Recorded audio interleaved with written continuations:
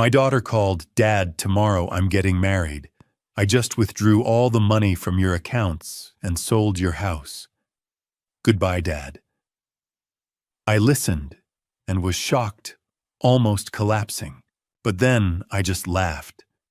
Because she didn't know the secret about that house. She thought I was old, thought I was a stupid, confused fool. But tomorrow, when she walks into her wedding ceremony, the police will come to give her a special gift before she puts on her wedding ring. Hello, friends. Thanks for joining me. Please like, subscribe, and comment where you're watching from. Quick note, this is a fictional story with dramatized elements for storytelling purposes. Any resemblance to real events is coincidental, but the lesson within is something we can all learn from.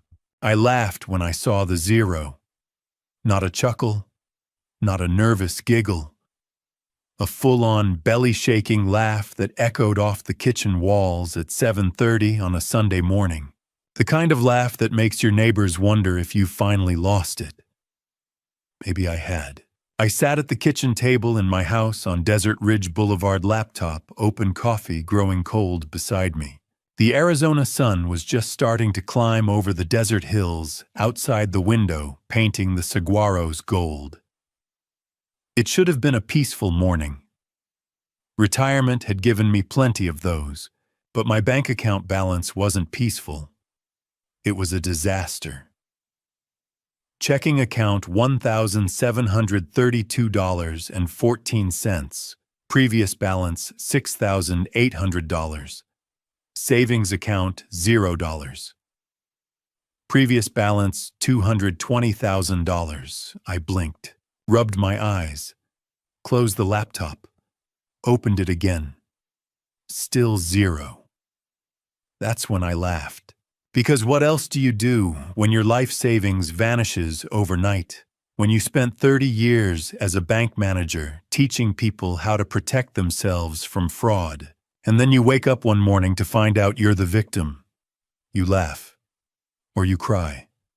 I chose laughter. I clicked on the transaction history, my hands surprisingly steady for a man who'd just been robbed blind. 3 large withdrawals from savings. 1 from checking. October 24th, 2024, 9:47 a.m. $90,000 transferred to Amanda Hughes, account XXXX3782. October 24th, 2024, 2:18 p.m. $85,000 transferred to BH Investment LLC. October 25th, 2024, 11:03 a.m. $45,000 wire transfer to Luxury Weddings AZ. October 26th, 2024, 3:42 p.m. $500 ATM withdrawal, Scottsdale Fashion Square. Total $225,000. Amanda Hughes, my daughter. I stared at her name on the screen.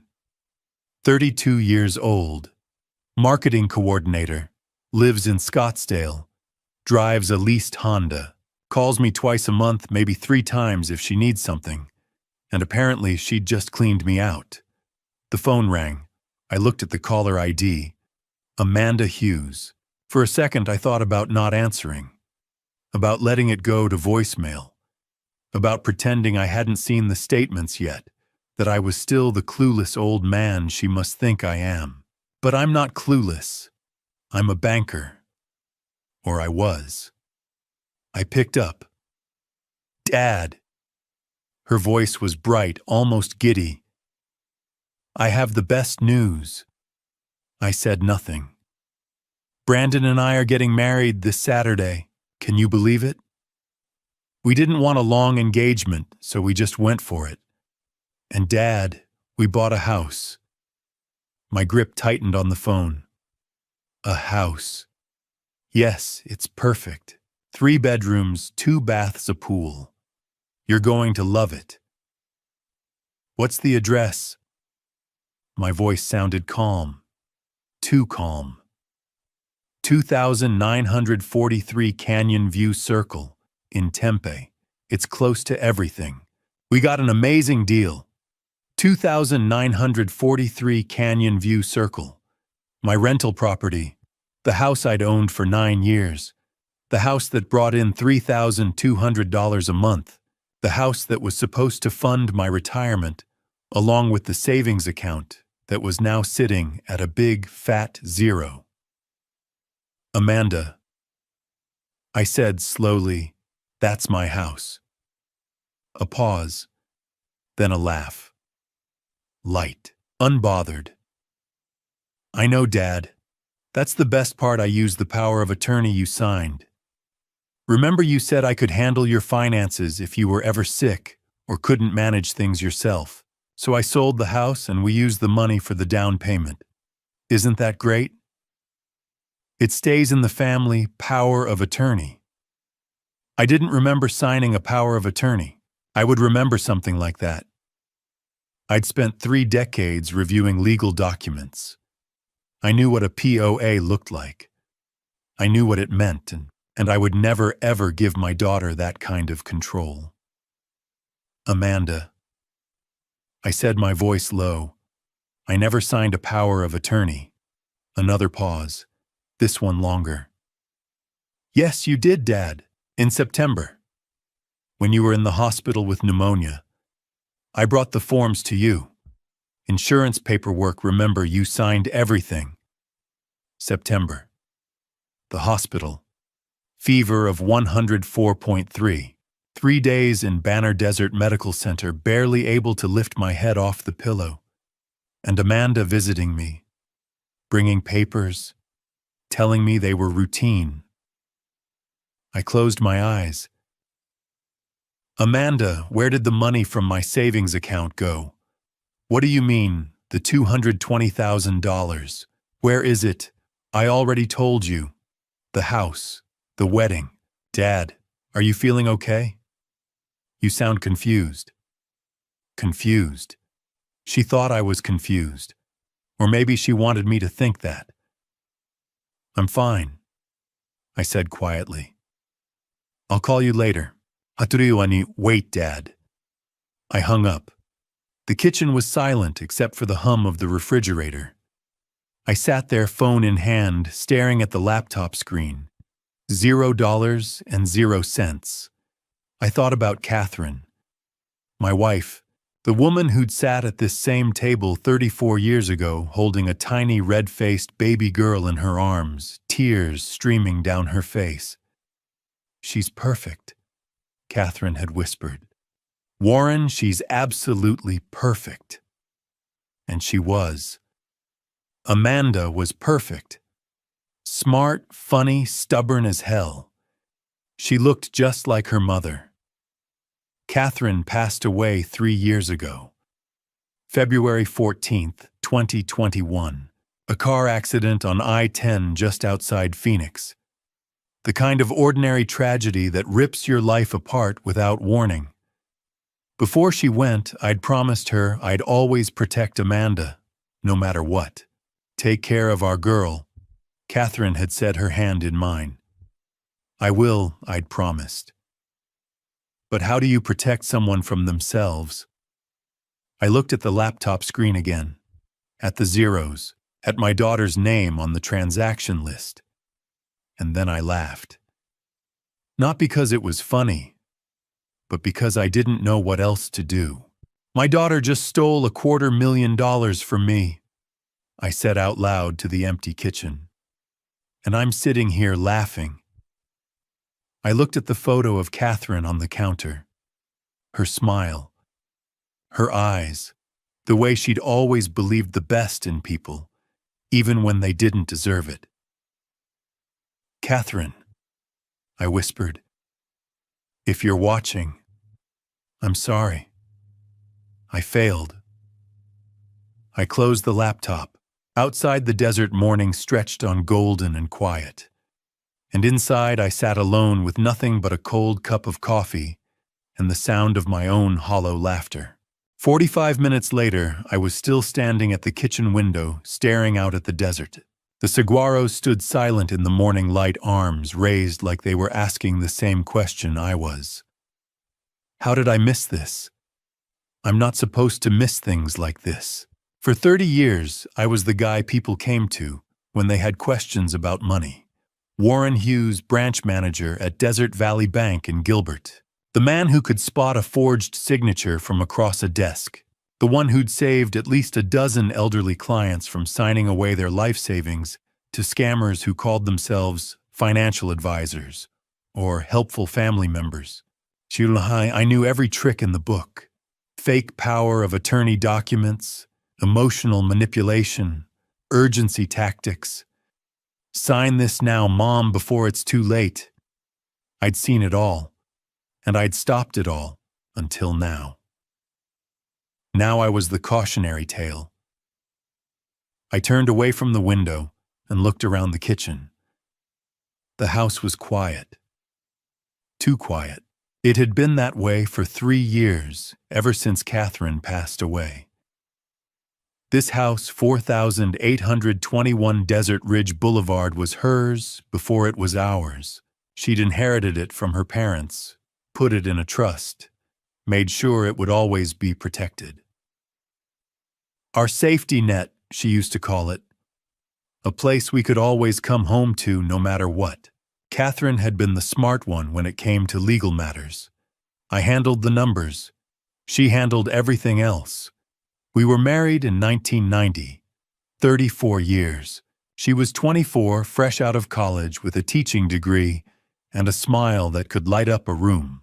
I was 26, wearing a suit I'd borrowed from my father and carrying a ring I'd saved 6 months to buy. Amanda was born 2 years later. Our only child. Catherine had complications during the delivery, and the doctors told us there wouldn't be any more babies. We didn't care. Amanda was enough. More than enough. She was perfect. At least I thought she was. Catherine passed away on Valentine's Day 2021. A car accident on I-10 just outside Phoenix. She'd been on her way home from a teacher's conference in Tucson. A semi-truck driver fell asleep at the wheel, drifted into her lane. She didn't suffer. That's what they told me. It was instant. I'm not sure that makes it any better. After she was gone, I threw myself into work. But I was 56, tired, and grief makes you careless. I retired in 2022, 2 years earlier than I'd planned.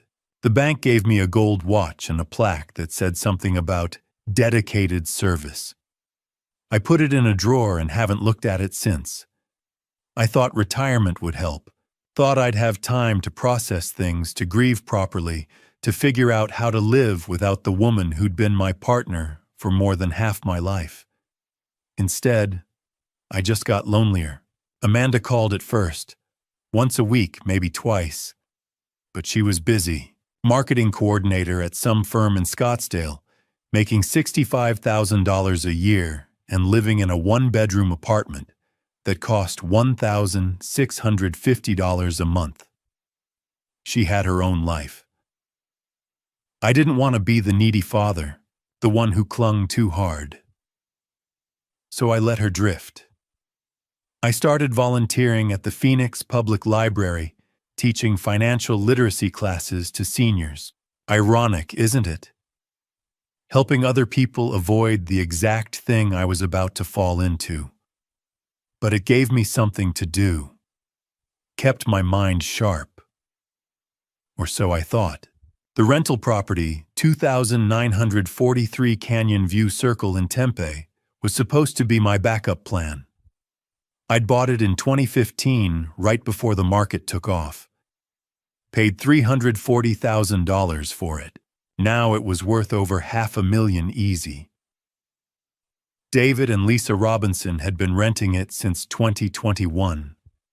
Good tenants. Paid on time, took care of the place, never caused trouble. That $3,200 a month covered the property taxes, insurance, and still left me with a nice cushion. Between the rental income and my savings, I was set, comfortable, secure, or I had been.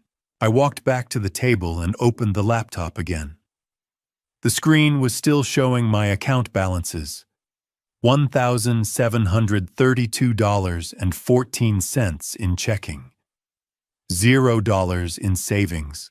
I pulled up the transaction details one more time even though I'd already memorized them. Amanda Hughes. Amanda Hughes. BH Investment, LLC. Luxury Weddings, AZ. My daughter. My perfect, beautiful, smart daughter. The one I'd taught to ride a bike. The one who'd cried on my shoulder when her high school boyfriend broke up with her. The one who'd stood beside me at Catherine's funeral, holding my hand so tightly, I thought she might never let go. "I'll take care of you, Dad," she'd whispered that day. "I promise." And I'd believed her. I'd believed every word. I closed my eyes and saw Catherine's face. Not the way she looked at the end, but the way she'd looked when Amanda was born. Exhausted, tearful, radiant. "She's perfect, Warren. She's absolutely perfect." "I'm sorry," I whispered to the empty room. "I'm so sorry." I opened my eyes and looked at the laptop again.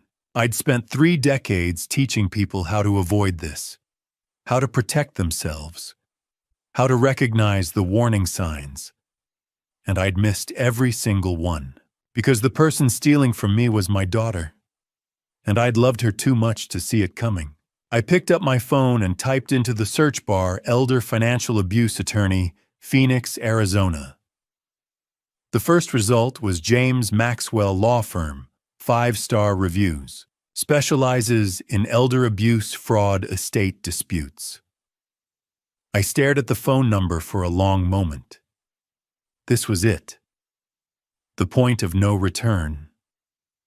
Once I made this call, there was no going back. No pretending it was a misunderstanding. No hoping Amanda would fix it on her own. This was me admitting that my daughter had stolen from me, and I had to stop her. I dialed the number. It rang twice before a woman answered. "James Maxwell Law Firm, how can I help you?" I took a breath. "My name is Warren Hughes," I said. "I need help." My voice cracked just a little. "My daughter stole from me. The receptionist said someone would call back within the hour." I hung up and checked the time. 9 o'clock.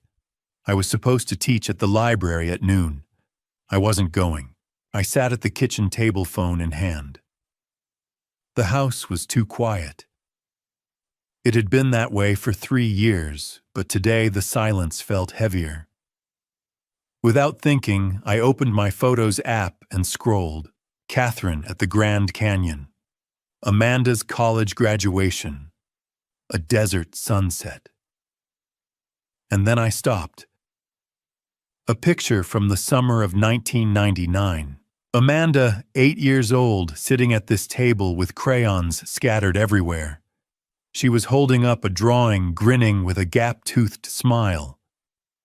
My daddy the hero. I remembered that day, summer 1999, Scottsdale. Late afternoon Arizona heat, thick as syrup. I'd just gotten home from the bank, still in my suit, sweat sticking to my shirt. Amanda sat at the kitchen table, bent over a piece of yellow construction paper. Catherine was at the stove making spaghetti, humming. "Daddy, look." Amanda held up her drawing, a stick figure with a cape and a big W on his chest. Me flying through the air holding a little girl's hand. "You're Superman," she said, beaming. "And I'm your sidekick." Catherine laughed. "Your daughter thinks you're a superhero. Don't let it go to your head." I knelt beside Amanda, loosening my tie. "This is amazing. Can I keep it?" She nodded, serious. "You have to, because you protect me from bad guys." I hugged her, breathing in strawberry shampoo. "I'll always protect you, sweetheart. I promise." Promise. Promise. She smiled and went back to coloring. Catherine caught my eye from across the room. Her smile said something I didn't understand then. Don't make promises you can't keep. But I thought I could keep that promise forever. I swiped to the next photo. June 2009. Amanda's high school graduation. Desert Vista High School lawn. Amanda in cap and gown, diploma in hand, looking too grown up. Catherine and I stood on either side of her, arms around her shoulders. She was crying. "Thank you for everything," she'd said, voice breaking. "I know I wasn't always easy, but I love you, both of you. I'm going to make you proud. I promise." I'd laughed. "You already do." "I'm serious, Dad." Catherine kissed her head. "You always have, sweetheart." We took the photo right after, the three of us smiling. Amanda in the middle holding both our hands. She looked so happy.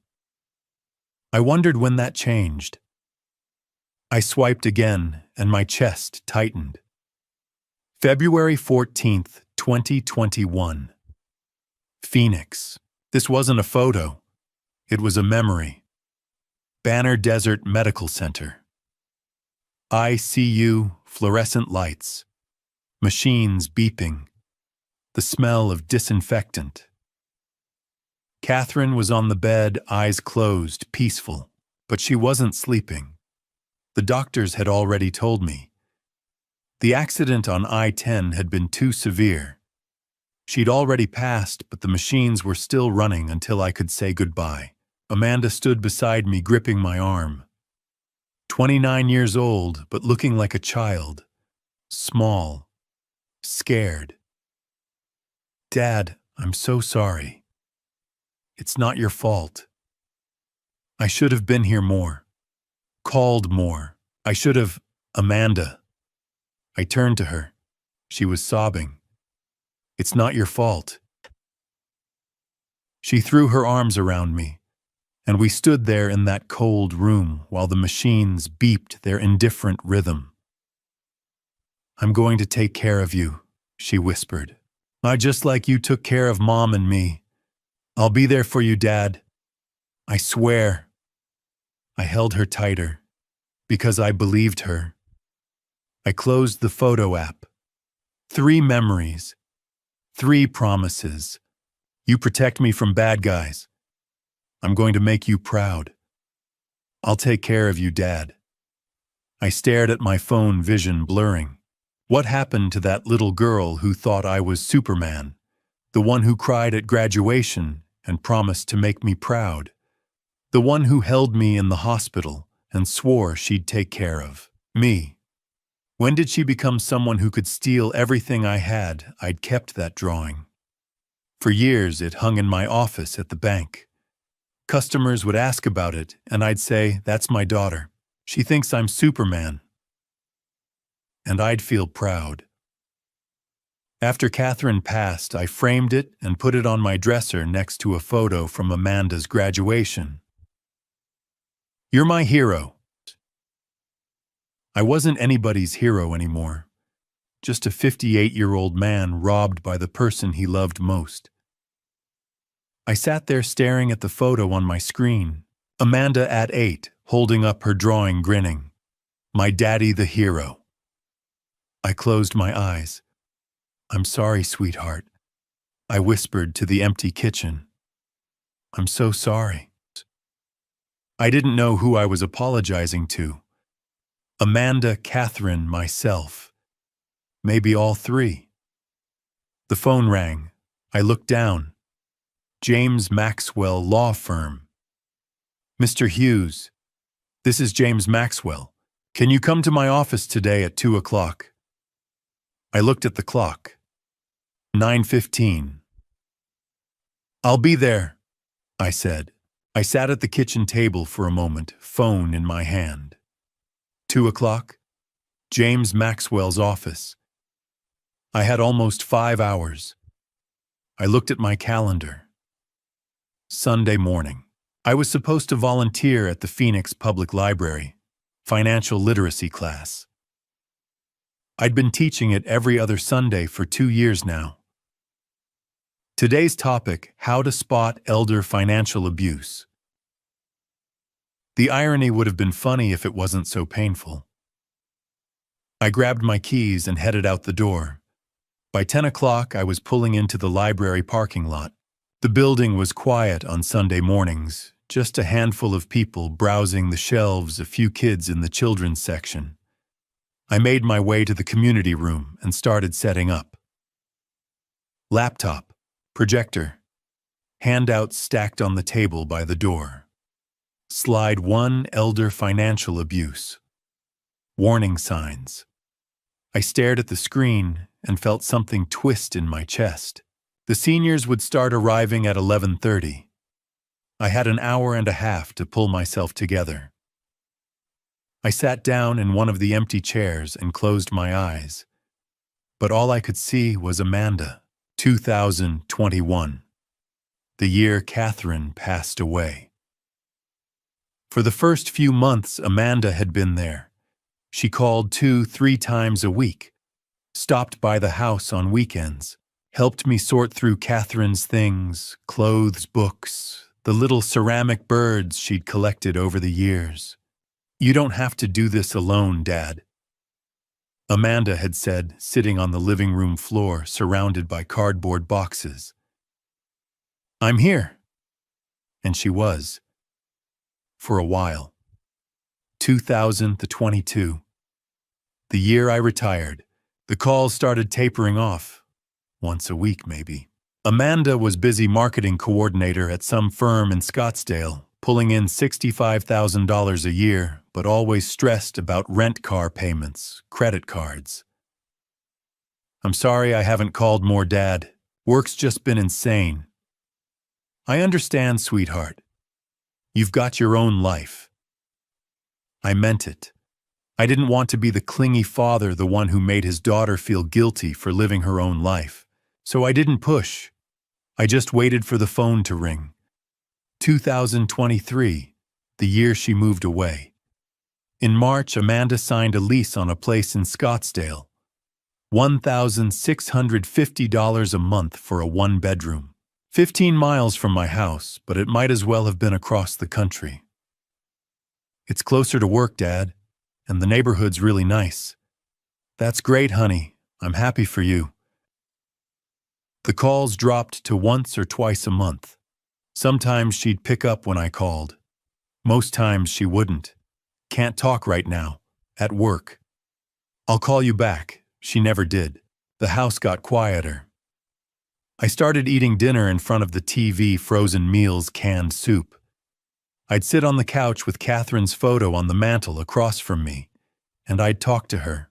"I don't know what I'm doing wrong," I'd say. "I don't know why she won't call." Catherine's smile never answered. Frank Donovan, my best friend from my days at the bank, stopped by once or twice a month. We'd sit on the back patio, drink beer, talk about the Diamondbacks. Anything except what was really going on. "You should call her," Frank said one evening in June. "Just pick up the phone." I do call, she doesn't answer. "Then drive over there. Show up." "I'm not going to ambush my own daughter, Frank." He'd shrugged. "Suit yourself. But sitting here waiting isn't working either." He was right. But I didn't listen. Early 2024, the year everything changed. By spring, Amanda and I were barely speaking. A text here and there. Short, distant. "Happy birthday, Dad." "Thanks, sweetheart." "Love you." No phone call. No visit. I told myself it was normal. She was 32 years old. She had her own life, her own problems. I couldn't expect her to drop everything for her widowed father, but the loneliness was suffocating. And then in July she called.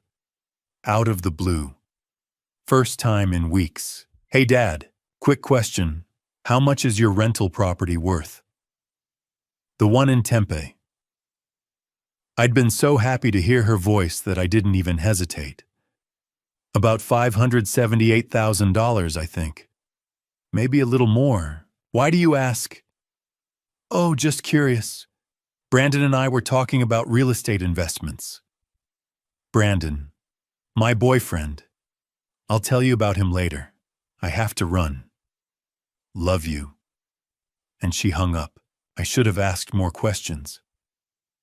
Who was this Brandon? How long had they been dating? Why was she suddenly interested in my rental property? But I didn't, because I was just so damn grateful she'd called. I opened my eyes and looked around the empty community room. I'd been so lonely that I hadn't seen what was happening. I hadn't seen her pulling away or circling closer, depending on how you looked at it. I'd missed every single sign. The seniors started arriving at 11:30. Mrs. Patterson took her usual seat in the front row. Mr. Kim sat in the back with his notebook. Morning, Warren. Mrs. Patterson waved. Ready to teach us how not to get scammed. I forced a smile, always. I taught the class on autopilot, talked about red flags, about protecting your accounts, about not signing documents you haven't read even if the person asking is family, especially if the person asking is family. Any questions? I asked at the end. Mrs. Patterson raised her hand. What if the person trying to steal from you is someone you love, someone you trust, with your whole heart? I looked at her for a long moment. Then you're in the hardest position of all, I said quietly, because you won't see it coming until it's too late. The room fell silent. I closed my laptop. Stay safe out there. They filed out slowly, thanking me as they left. Mrs. Patterson lingered by the door. Warren, are you all right? I'm fine, I lied. Just tired. She didn't look convinced, but she nodded and left. I packed up my things and walked to my car. It was 1:15. I drove home in silence. When I got there, I stood in the living room and looked at Catherine's photo. I was so lonely, I whispered. I didn't see it. I'm sorry. I went upstairs and changed into my suit. Navy blue, the one I used to wear to the important meetings at the bank. I looked at myself in the mirror. 58 years old. Tired, but still standing. I grabbed my laptop, my phone, and the folder of bank statements I'd printed that morning. At 1:45, I walked out the door. It was time to stop being a victim. It was time to be Warren Hughes again. James Maxwell's office was on the 3rd floor of a building on Camelback Road. Floor-to-ceiling windows, leather chairs, a desk made of dark wood. I sat across from him, folder of bank statements in my lap. He'd listened quietly while I walked him through everything. The withdrawals, the forged power of attorney, the rental house. Now he leaned back in his chair and looked at me. Tell me about your daughter's boyfriend, he said. When did you first meet him? I took a breath. April, this year. Walk me through it. April 2024. My house. It was a Saturday evening. Amanda had called that morning, first time in weeks, and asked if she could bring someone to dinner. I want you to meet Brandon, Dad. I think you're really going to like him. I said yes. Of course I said yes. They arrived at 6. Amanda looked happy, glowing, and the man beside her looked like he'd stepped out of a magazine. Tall, maybe 6'1", dark hair, expensive suit, charcoal gray, a watch that caught the light when he shook my hand. Mr. Hughes, it's an honor. His grip was firm, confident. Amanda's told me so much about you. Call me Warren. Come on in. We sat in the living room. Amanda brought out drinks. Brandon leaned back on the couch, completely at ease. "So you're in real estate?" I asked. "That's right. Real estate investment. I run a family business, Hayes Properties, LLC. We focus on commercial properties, office buildings, retail spaces." "How long have you been doing that?" "About 10 years. My parents started the company. I took over operations a few years ago." He talked easily, mentioned projects in Scottsdale, Paradise Valley, dropped names of developers, talked about cap rates, ROI, market trends. It all sounded impressive, but something felt off. I couldn't put my finger on it. Maybe it was the way he talked, smooth, rehearsed, like a salesman, not an investor. Or maybe it was the watch. I'd spent 30 years in banking. I knew what a real Tag Heuer looked like. That wasn't one. But I didn't say anything. Amanda looked so happy. "What was your impression?" Maxwell asked, pen poised over his notepad. "Impressed," I said. "On the surface." But my gut was telling me something was wrong. He talked too much, too smooth, like he was selling something. Maxwell nodded. "What happened next?" "July, Amanda invited me to dinner with his parents. July 2024, the Arrogant Butcher, downtown Phoenix. Friday night, crowded restaurant. Brandon's parents were already there. Linda Hayes, mid-50s, elegant, warm smile. She stood and shook my hand. "Warren, it's wonderful to finally meet you. Amanda's told us so much." Richard Hayes, early 60s, graying hair, quiet. He shook my hand, said something about the weather, sat back down. We ordered. Linda did most of the talking. "Hayes Properties has been in the family for 20 years, she said. "Richard and I started it from nothing. Brandon's taken over now and we're so proud." "That's wonderful," I said. "We're thrilled Brandon found Amanda. We want to help them get started." She smiled. "We're planning to give them $250,000 as a wedding gift." I nearly choked on my drink. "That's very generous." "Family takes care of family," Linda said. Richard talked a little about golf. Linda talked about retiring to Sedona. Brandon and Amanda held hands across the table. I left that night thinking they were a nice family. I was wrong. "Did anything seem suspicious?" Maxwell asked. "Not at the time," I admitted.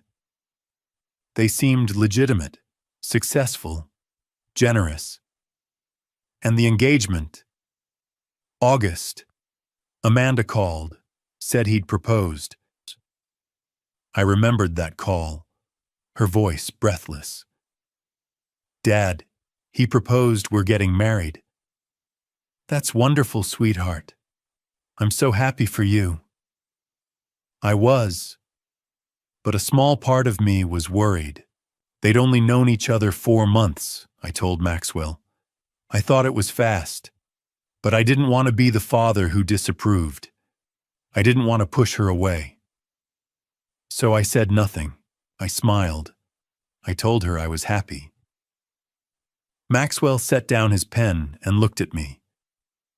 "Mr. Hughes, everything you've described raises red flags.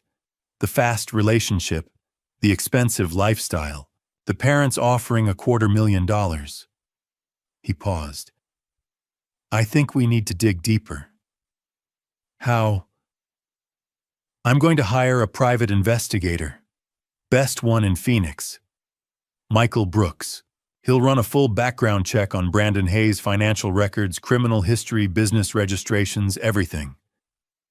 I nodded slowly. "Do it," I said.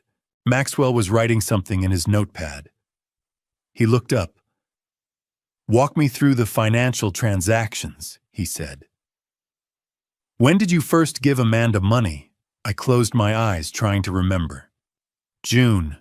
This year. What happened? June 2024. Amanda called on a Tuesday afternoon. I was in the backyard watering the desert plants Catherine had loved. Dad, I have an amazing opportunity. Her voice was excited, breathless. I want to open a children's boutique in Scottsdale. A boutique? Yes. High-end kids' clothing, toys, accessories. Brandon's been helping me with the business plan. His parents think it's a great idea. I felt a flicker of doubt. Amanda had never mentioned wanting to open a business before. That sounds like a big undertaking, I said carefully. I know, but Dad, this could really work. I've done the research. The market's there. I just need an investor. How much are you looking for? A pause. $50,000. I nearly dropped the hose. Amanda, that's a lot of money. I know. But think of it as an investment. I'll pay you back with interest. Brandon says we could see returns within a year. Brandon says. I don't know, honey. Let me think about it. Dad. Her voice shifted. Softer now. Mom always told me to follow my dreams. She believed in me. Don't you? And there it was. The one thing I couldn't argue with. Catherine would have wanted me to support our daughter. And of course I believe in you, I said quietly. Then help me, please. I wouldn't ask if it wasn't important. I should have said no. I should have asked more questions, but I didn't. All right, I said. Send me the business plan. Let me take a look. Thank you, Dad. Thank you so much. I love you. I love you too, sweetheart. July 8th, 2024. The business plan arrived by email. 15 pages. Professional looking. Projected revenues, expense breakdowns, market analysis. It looked legitimate. But I'd seen enough fake documents in my banking career to know that anyone with a computer and a template could make something look real. I should have had a lawyer review it. I should have done my due diligence. But I didn't. Because I wanted to believe my daughter. A week later, Amanda came to the house with the paperwork. An investor agreement. Statin. An LLC operating agreement. Both for a company called Little Stars Boutique LLC. Just sign here, here, and here, she said, pointing. I picked up the documents and started reading. Dad. Amanda's voice had an edge to it. Do you trust me or not? I looked up at her. She was standing by the window, arms crossed, jaw tight. Of course I trust you. Then sign the papers. Brandon's parents are investing too. This is a real opportunity. But if you don't believe in me, just say so. I signed, and I wired $50,000 to an account for Little Stars Boutique LLC. Did you ever see the boutique? Maxwell asked. No, I said. Not until last month. October 2024. I'd been asking Amanda about the store for weeks. When was it opening? Where was the location? Could I come see it? She kept putting me off. We're still renovating, Dad. I'll let you know when it's ready. So I decided to drive by myself. She'd mentioned the address once in passing. 8663 East Scottsdale Road. I found it on a Sunday afternoon. It was a vacant lot. Dirt, weeds, a chain-link fence. No store, no construction, nothing. I sat in my car for 20 minutes staring at that empty lot. $50,000, She lied, I said to Maxwell now. The whole thing was fake. There was never a boutique. Maxwell nodded slowly. What about the power of attorney? When did that happen? My jaw tightened. September. I got sick. September 14th to 18th, 2024. It started with a cough, then a fever, then chills so bad I couldn't get out of bed. By the time I called 911, my fever was 104.3 degrees, pneumonia. They admitted me to Banner Desert Medical Center, put me on antibiotics, kept me for 3 days. Amanda came to visit on the second day. September 16th. I was barely awake. The fever had broken, but I was weak, disoriented. Dad, I brought some paperwork. She pulled a folder out of her bag. Just routine stuff. Insurance forms, medical consent, in case you need surgery or anything. I could barely focus on the pages. Everything was blurry. What is this? Just medical paperwork. Sign here and here and here. I signed 4 times. I didn't read a single page. Good, Amanda said, tucking the papers back into her bag. I'll take care of everything, Dad. Don't worry. And she left. I didn't think about it again until last week, when I pulled up the bank records and saw the withdrawals.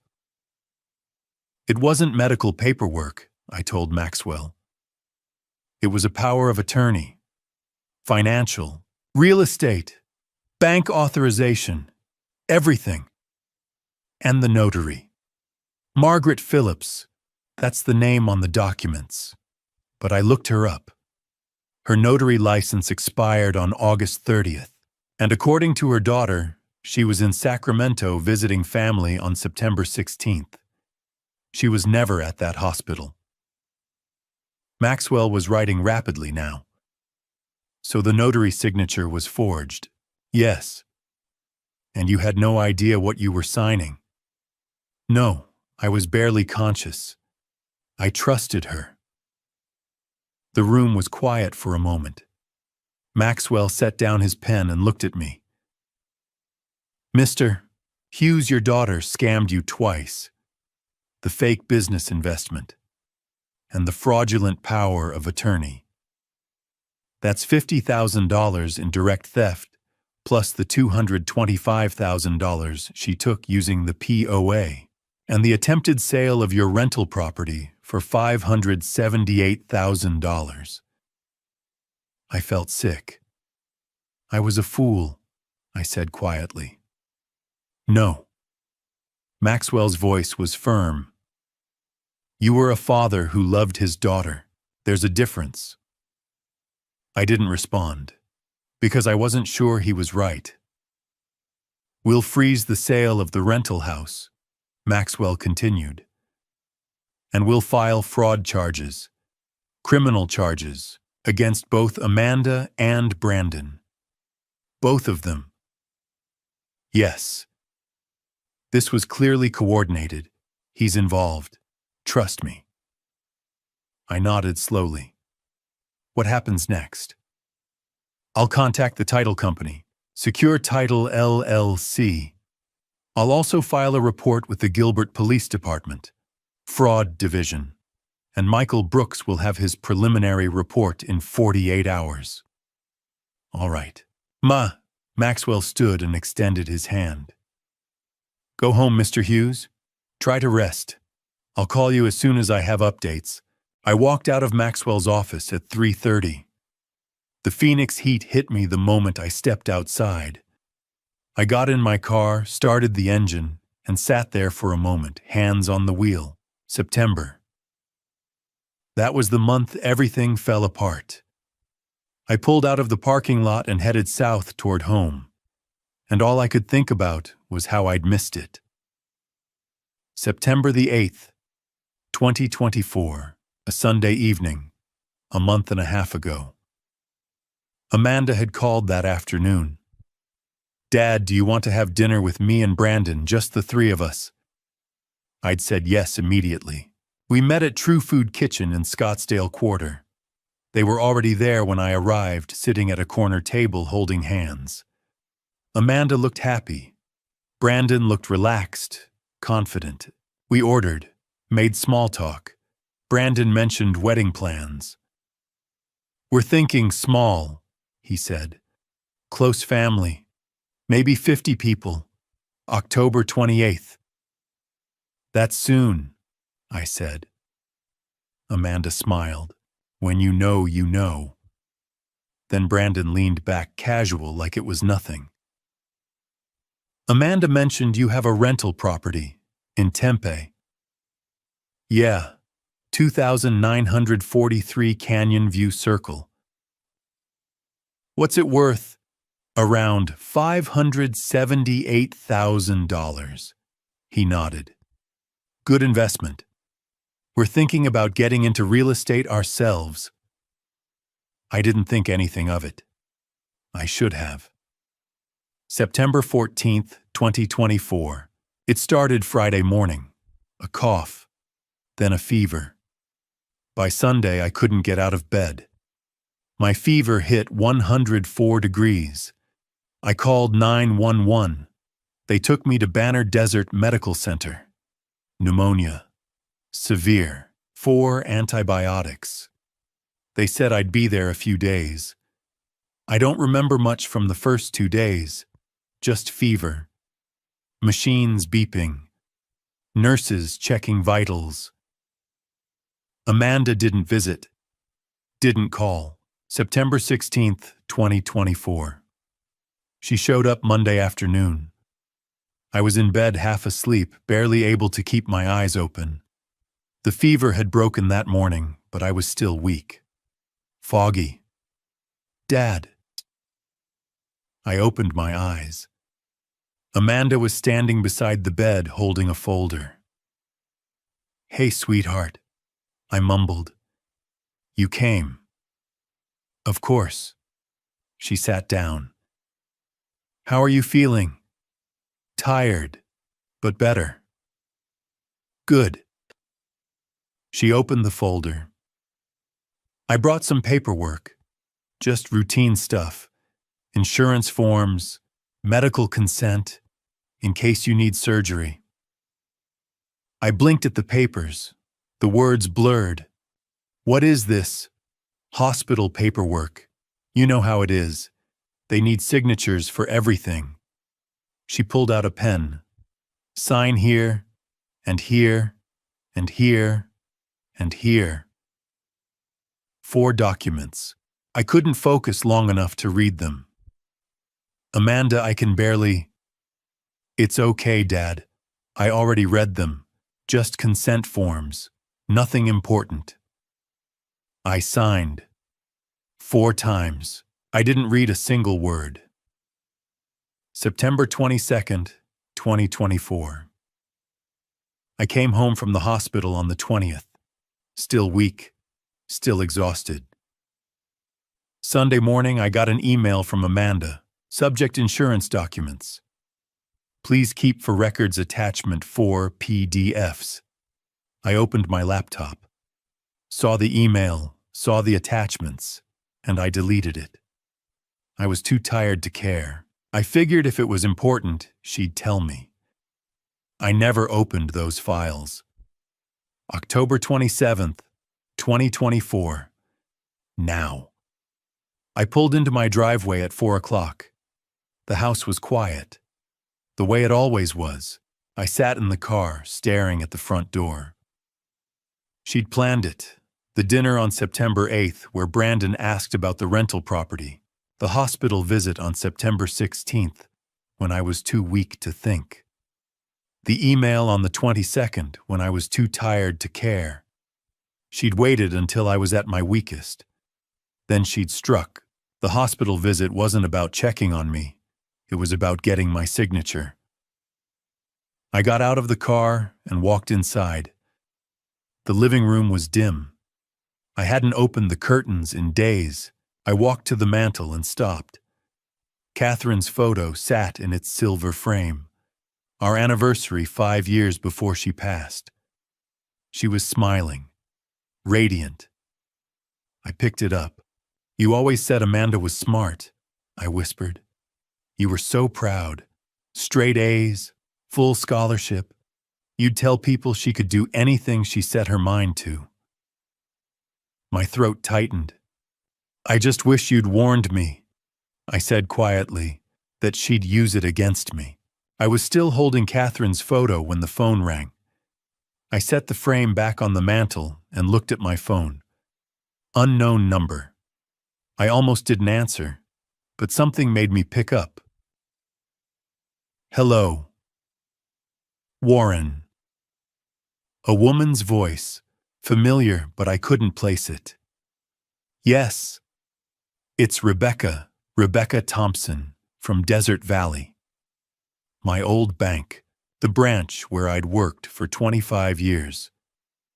Rebecca, hi." I tried to keep my voice steady. "What's going on?" "Warren, I'm calling because I saw some unusual activity on your accounts. Large withdrawals. I wanted to make sure it was really you." My chest tightened. "What withdrawals?" "Let me pull up the records." I heard typing.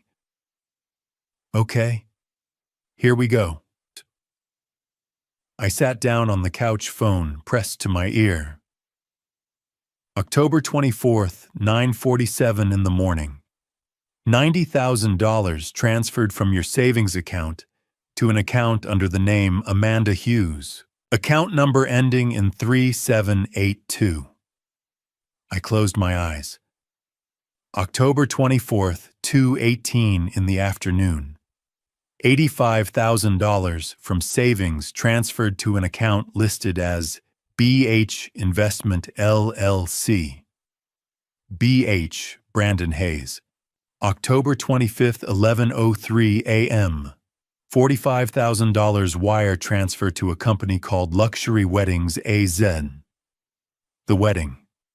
My money. Paying for their wedding.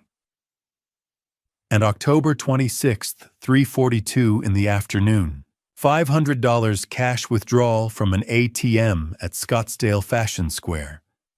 The card used was registered to Amanda Hughes as an authorized user on your checking account. Rebecca paused. "Warren, that's a total of $225,100 in 3 days. Did you authorize these transactions?" "No." My voice sounded hollow. "I didn't." "Are you sure? Because the transfers show they were made using online banking with your login credentials and a power of attorney on file." "The power of attorney is fake," I said. Silence. "Rebecca, my daughter, forged it. She tricked me into signing documents when I was in the hospital last month. I had pneumonia. I was barely conscious. I didn't know what I was signing." Another pause. Then her voice changed. Sharper, professional. "Warren, I'm freezing your accounts right now. Both checking and savings. No more transactions can go through." "Thank you. And I'm flagging this as elder financial abuse. The fraud department will open an investigation." Elder financial abuse. The thing I'd spent 30 years teaching other people to avoid. And here I was. "Rebecca." My throat felt tight. "Did Amanda try to sell my rental property?" More typing. "Yes. There's a pending sale on file. 2,943 Canyon View Circle, Tempe. Buyer is listed as Raj and Priya Patel. Sale price $578,000. Closing date November 5th. 2 weeks away. Can you stop it?" "I'll contact the title company immediately."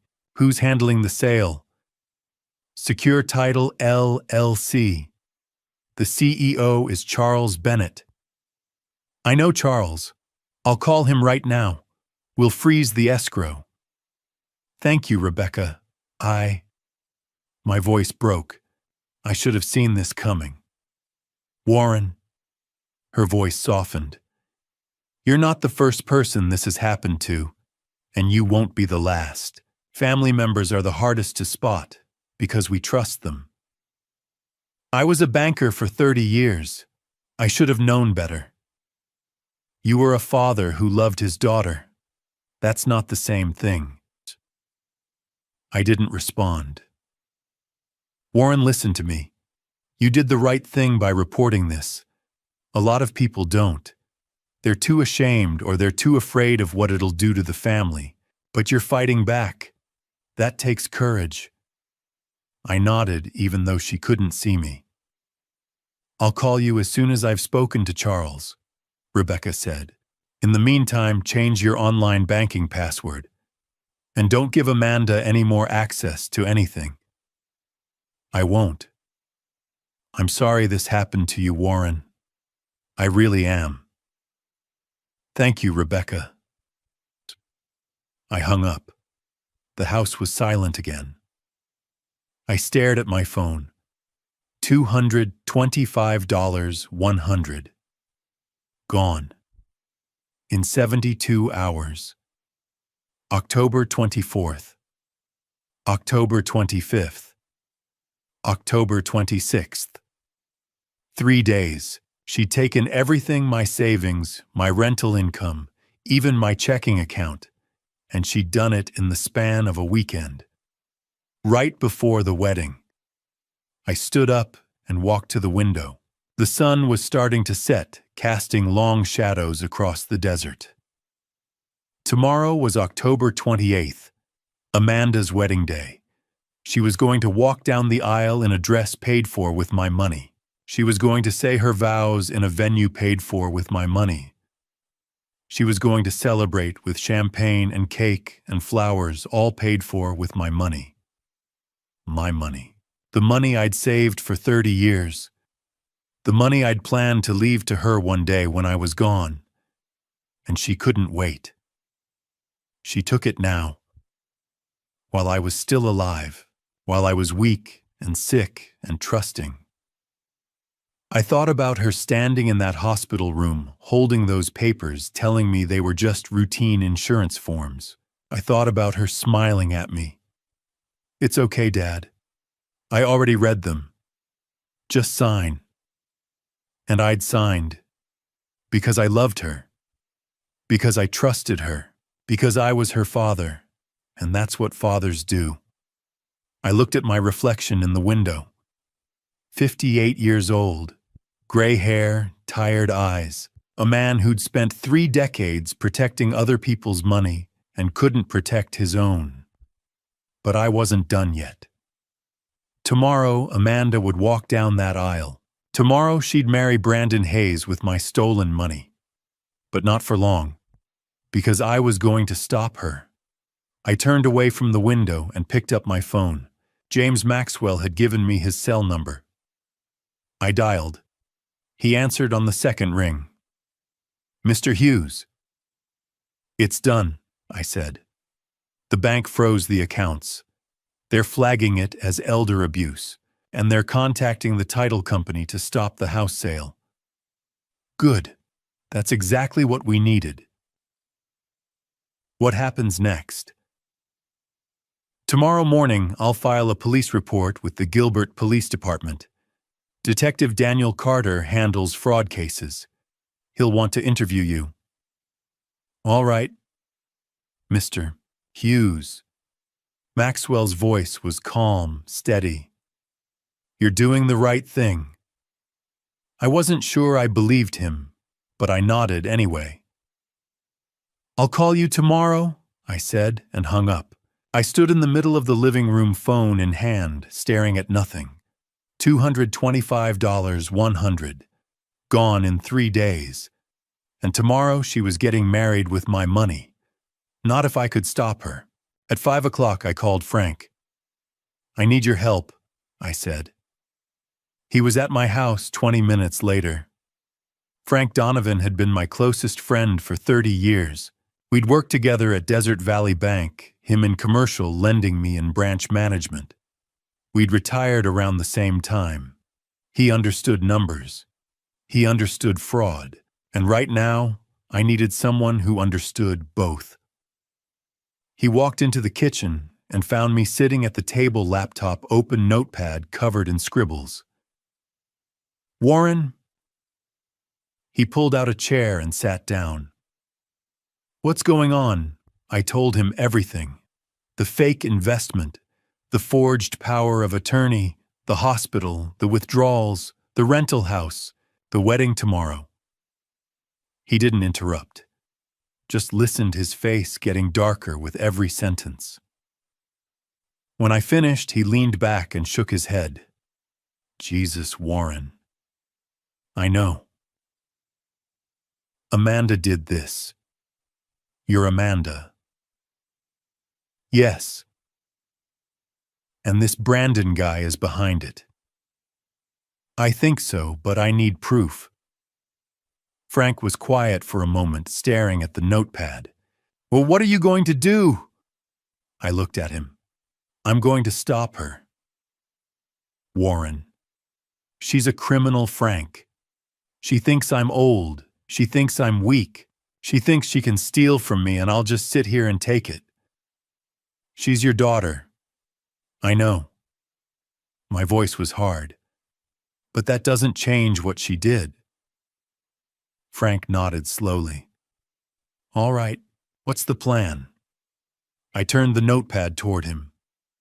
"Rebecca from the bank already froze my accounts. That's done. But there's more." Frank read the list. Action Plan Bank, accounts frozen. Rebecca Thompson, Title Company, freeze house sale. $578,000 escrow. Attorney fraud complaint, filed James Maxwell police report, elder financial abuse. Gilbert PD private investigator background check on Brandon Hayes. "You've been busy," Frank said. "I'm just getting started." He looked up. "What do you need me to do?" "Stay here, in case I need backup. Or a witness." "Done." I picked up my phone. First call, Charles Bennett. 6:00 p.m. Secure Title LLC. I dialed the number Rebecca had given me. A man answered on the third ring. "Secure Title, this is Charles." "Mr. Bennett, my name is Warren Hughes. Rebecca Thompson from Desert Valley Bank gave me your number. I need to stop a real estate transaction." "What's the property address?" 2943 Canyon View Circle, Tempe. Typing sounds. "Okay, I see it. Sale to Raj and Priya Patel. Closing November 5th. $578,000. "What's the issue?" "My daughter is trying to sell that property without my permission. She used a forged power of attorney." Silence. "Mr. Bennett, I have bank statements showing fraud. I have an attorney filing a complaint. And I'm about to file a police report. The POA is fake. The notary's license was expired. The notary wasn't even in Arizona on the date listed. Do you have proof?" "Yes, I can send you everything." More typing. "All right, Mr. Hughes, I'm freezing the escrow account. The $578,000 will not be released until this is resolved, and I'm flagging the transaction as disputed. Thank you. I'm sorry this happened to you." "Me too." I hung up and looked at Frank. "One down." He nodded. "What's next?" "Police, 7:00 p.m., Gilbert Police Department." The station was quiet on a Sunday evening. I walked up to the front desk and told the officer I needed to file a report for elder financial abuse. She led me to a small room. A detective joined us 10 minutes later. Detective Daniel Carter, mid-40s, Sharp eyes, calm demeanor. Mr. Hughes. I'm Detective Carter. I handle fraud cases. Tell me what happened. I walked him through everything. The timeline, the withdrawals, the fake POA, the rental house. He took notes, asked questions, didn't interrupt. When I finished, he set down his pen. Mr. Hughes, this is textbook elder financial abuse. You have a strong case.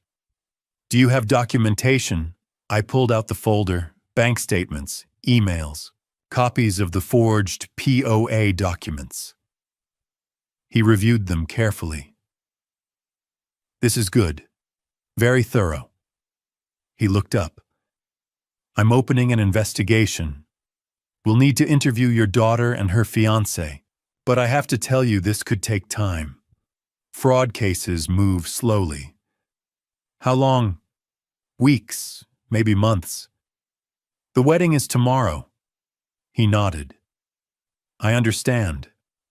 But I can't stop a wedding, Mr. Hughes. I can only investigate the financial crimes. What if they run? Then we'll issue a warrant. But for now, all we can do is build the case. I clenched my jaw. All right. I'll be in touch, Carter said. In the meantime, don't contact your daughter. Don't threaten her. Don't do anything that could jeopardize the investigation. Understood. I shook his hand and walked out. 8:30 p.m. Michael Brooks, private investigator. Back in the car, I dialed the number James Maxwell had given me. A man answered. Deep voice. Professional. Brooks Investigations. Mr. Brooks, my name is Warren Hughes. James Maxwell referred me. I need you to run a background check on someone. What's the name? Brandon Hayes. 34 years old. Claims to be a real estate investor in Scottsdale. What do you want to know? Everything. Criminal history, financial records, business registrations, previous relationships. Anything you can find. That'll take time. How long? 48 hours for a preliminary report. Maybe less. Do it. My rate is $150 an hour plus expenses. Fine. Send me the contract. I'll sign tonight. You'll have it in 10 minutes. I hung up. Frank was waiting when I got home. How'd it go? Title company froze the sale. Police opened an investigation. PI's on the case. Frank stood. You did good, Warren. I haven't done anything yet. You fought back. That's more than most people do. He grabbed his jacket. You going to be okay tonight? Yeah. Call me if you need anything. Thanks, Frank. He left. The house was quiet again. I walked to the mantel and picked up Catherine's photo. I couldn't protect you, I whispered. But I can protect myself. And maybe somehow I can still protect Amanda. From herself. I set the photo down and looked at the clock. 9 o'clock. Tomorrow was the wedding. Amanda thought she'd won. Thought she'd gotten away with it. She had no idea what was coming. I turned off the lights and headed upstairs. Tomorrow the real fight would begin. I didn't sleep that night. By 9 o'clock the next morning, I was back in James Maxwell's office. Wedding day. October 28th, 2024. Maxwell was at his desk, coffee in hand, reviewing documents. He looked up when I walked in. Mr. Hughes, how are you holding up? I'm fine. I wasn't fine. He gestured to the chair. I sat. The police opened an investigation, I said. Detective Carter, Fraud Division. Good. That's exactly what we need. And the title company froze the escrow. $578,000. Charles Bennett confirmed it last night. Maxwell nodded. We're building a strong case, but there's one more thing we should do. What? Call Amanda. I stared at him. Warn her, he said. Give her one last chance to make this right. If she returns, the money cooperates with the investigation, it could reduce the charges against her. She won't listen. Maybe not. But if you warn her and she ignores you, it strengthens our case. It shows she had knowledge of the fraud and chose to proceed anyway. I looked out the window at the Phoenix skyline, and if I don't call, then she goes to prison without ever knowing she had a choice. I closed my eyes. She was my daughter. Even after everything, she was still my daughter. All right, I said. I'll call. Maxwell slid his phone across the desk. Use mine, in case she's blocked your number. I picked it up and dialed. It rang 3 times. Then Amanda answered. Hello. Her voice was bright, happy. She didn't recognize the number. Amanda, I said. It's me. Silence. Dad. Her tone shifted, colder. What do you want? We need to talk. I'm getting ready for my wedding. This isn't a good time. Amanda, listen to me. I know what you did. The power of attorney, the withdrawals, the house sale. A pause. I don't know what you're talking about. Don't lie to me. I was a banker for 30 years. I know fraud when I see it. You gave me that power of attorney. You signed it. You forged the notary. Margaret Phillips's license expired on August 30th, and she was in Sacramento on September 16th, the day you claim she witnessed my signature. Silence. Amanda, I hired a private investigator. I know about Brandon. He's not who you think he is. What are you talking about? He has a daughter, Chloe, 4 years old. Her mother is Melissa Rodriguez, a dental hygienist in Tempe. Brandon owes $42,000 in child support. There's a warrant for his arrest. That's not your lying. His parents aren't his parents, Linda and Richard Hayes. They're actors, Denise Crawford and Alan Porter. He paid them $4,500 to pretend to be his family. I heard her breathing on the other end. Fast, panicked. Amanda, Brandon is a con artist. He's done this before. He scammed 2 other women, Michelle Torres in Denver, $95,000. Jennifer Adams in San Diego, $67,000. He targets women with money, gains their trust, and disappears. You're making this up. Her voice was rising now. You hate Brandon. You never wanted me to be happy. That's not true. You're jealous. You've been alone for 3 years, and you can't stand that I found someone. Amanda, please listen. No. She was yelling now. You listen to me. You've always blamed me for Mom. You think it's my fault she's gone. You've always blamed me. I've never blamed you. Yes, you have. She was crying now. Angry, broken sobs. You stopped calling. You stopped visiting. You made me feel like I wasn't enough, like I could never replace her. Amanda. I'm done with you, Dad. Don't call me. Don't come to my wedding. I don't want you in my life anymore. The line went dead. I sat there, phone still pressed to my ear, staring at nothing. Maxwell was watching me, his expression carefully neutral. I set the phone down. My hands were shaking. She hung up, I said quietly. I heard. Frank Donovan, who'd been sitting quietly in the corner, stood and walked over. He put a hand on my shoulder. Warren. She chose him, I said.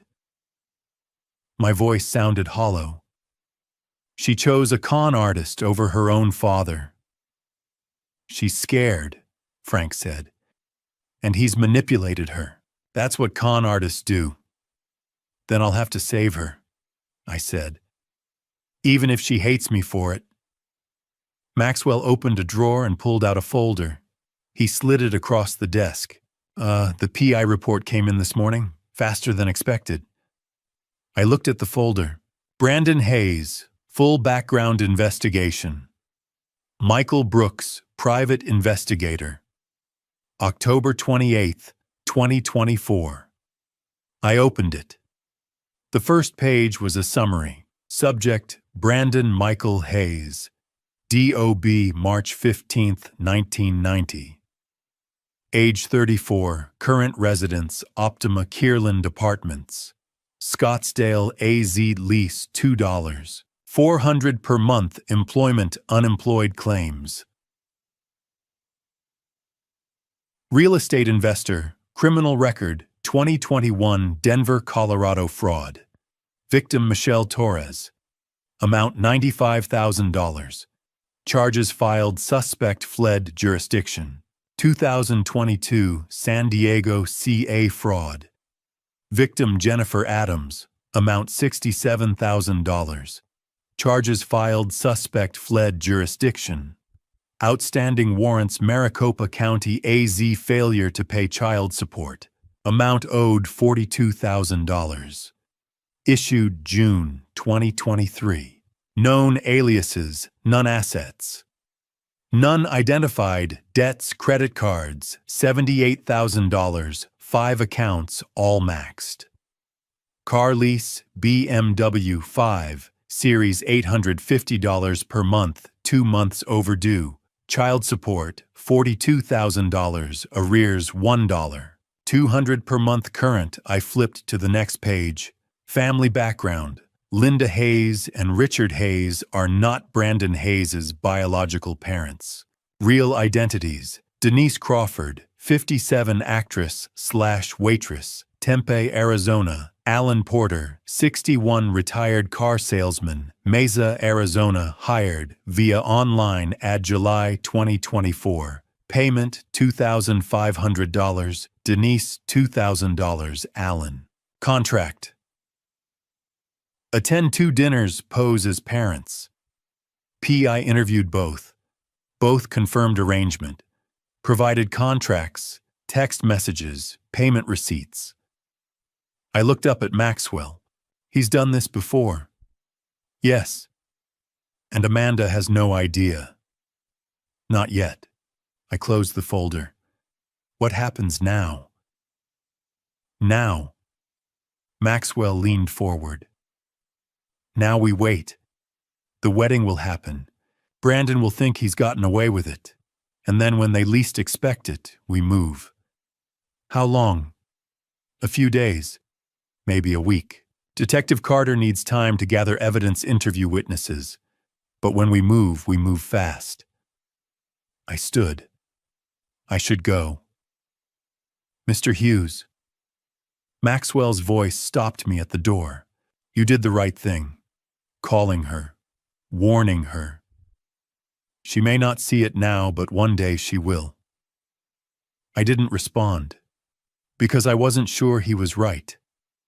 I walked out into the bright Phoenix morning. Somewhere across the city, my daughter was getting married. To a man who'd stolen my money. To a man who'd lied to her about everything, and there was nothing I could do to stop it. Not today, but soon. I went home. What else was I supposed to do? I couldn't go to the wedding. Amanda had made that clear. So I sat at my kitchen table, opened the PI report, and started reading. 37 pages. Brandon Michael Hayes. Full background investigation by Michael Brooks.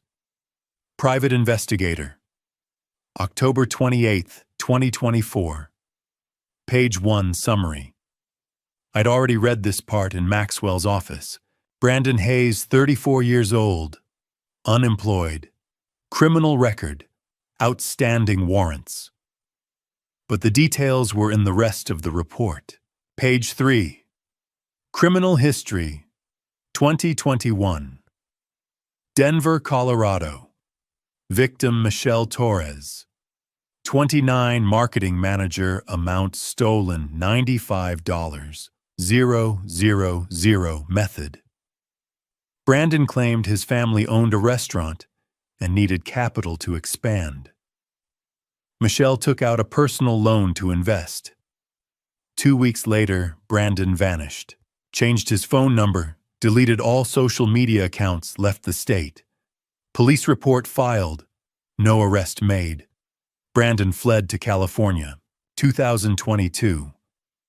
San Diego, California victim Jennifer Adams, 32, nurse amount, stolen $67,000 method.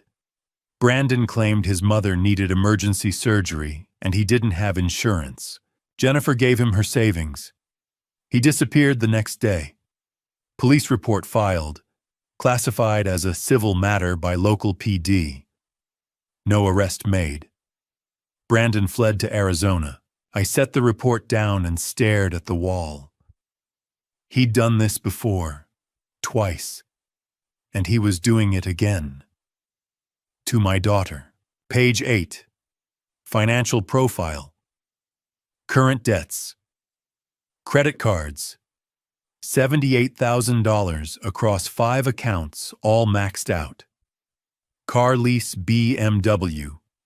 5 Series, $850 per month, 2 months overdue. Repossession pending. Apartment rent Optima, Kierland, $2,400 per month. 1 month overdue. Gambling debts, $12,000 owed to online casinos. Child support, $42,000, arrears, $1. $200 per month current order, total debt, $132,000, plus assets. None identified income, none verifiable. He was drowning. And he was using my money, my daughter, to stay afloat. Page 14. Business investigation. Hayes Properties, LLC. Business registration, none tax filings, none employees, none office location, none website created. June 2024, using a free template, Wix. No legitimate content. No client testimonials. No project portfolio. Conclusion. Hayes Properties, LLC is a fabrication. The business does not exist. I thought about that dinner in July, Linda and Richard Hayes talking about their family business, how proud they were of Brandon. All lies. Page 19. Parents. Investigation. Linda Hayes equals Denise Crawford, age 57, occupation actress/waitress, Tempe hired. July 2024 via online ad payment $2. 500 role pose as Brandon's mother at 2 family dinners, evidence contract, signed text messages, payment receipt, Venmo photograph from dinner, the arrogant butcher. July 12, 2024, PI interview Denise, confirmed arrangement. Quote, I thought it was harmless. Just acting. I didn't know he was stealing from anyone. Richard Hayes equals Alan Porter. Age 61. Occupation retired car salesman, Mesa hired, July 2024, via same ad payment $2. 000 role pose as Brandon's father at 2 family dinners, evidence contract signed, text messages, payment receipt, PI interview Alan confirmed. Quote, I needed the money. I'm living on Social Security. $2,000 for 2 dinners seemed easy. I feel terrible now. I closed my eyes. I'd sat across the table from them. I'd believed them. I'd thought they were a nice family. Page 25. Chloe Hayes and Melissa Rodriguez. Melissa Rodriguez, age 30. Occupation dental hygienist, Tempe relationship. Dated Brandon Hayes, 2018 to 2019. Chloe Hayes, age 4. DOB June 15th, 2020. Father Brandon Hayes.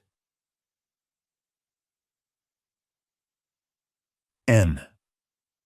A test confirmed court-ordered 2021 child support order $1,200 per month. Arrears $42. Brandon has not paid since order issued warrant issued June 2023 for failure to pay recent development October 2024.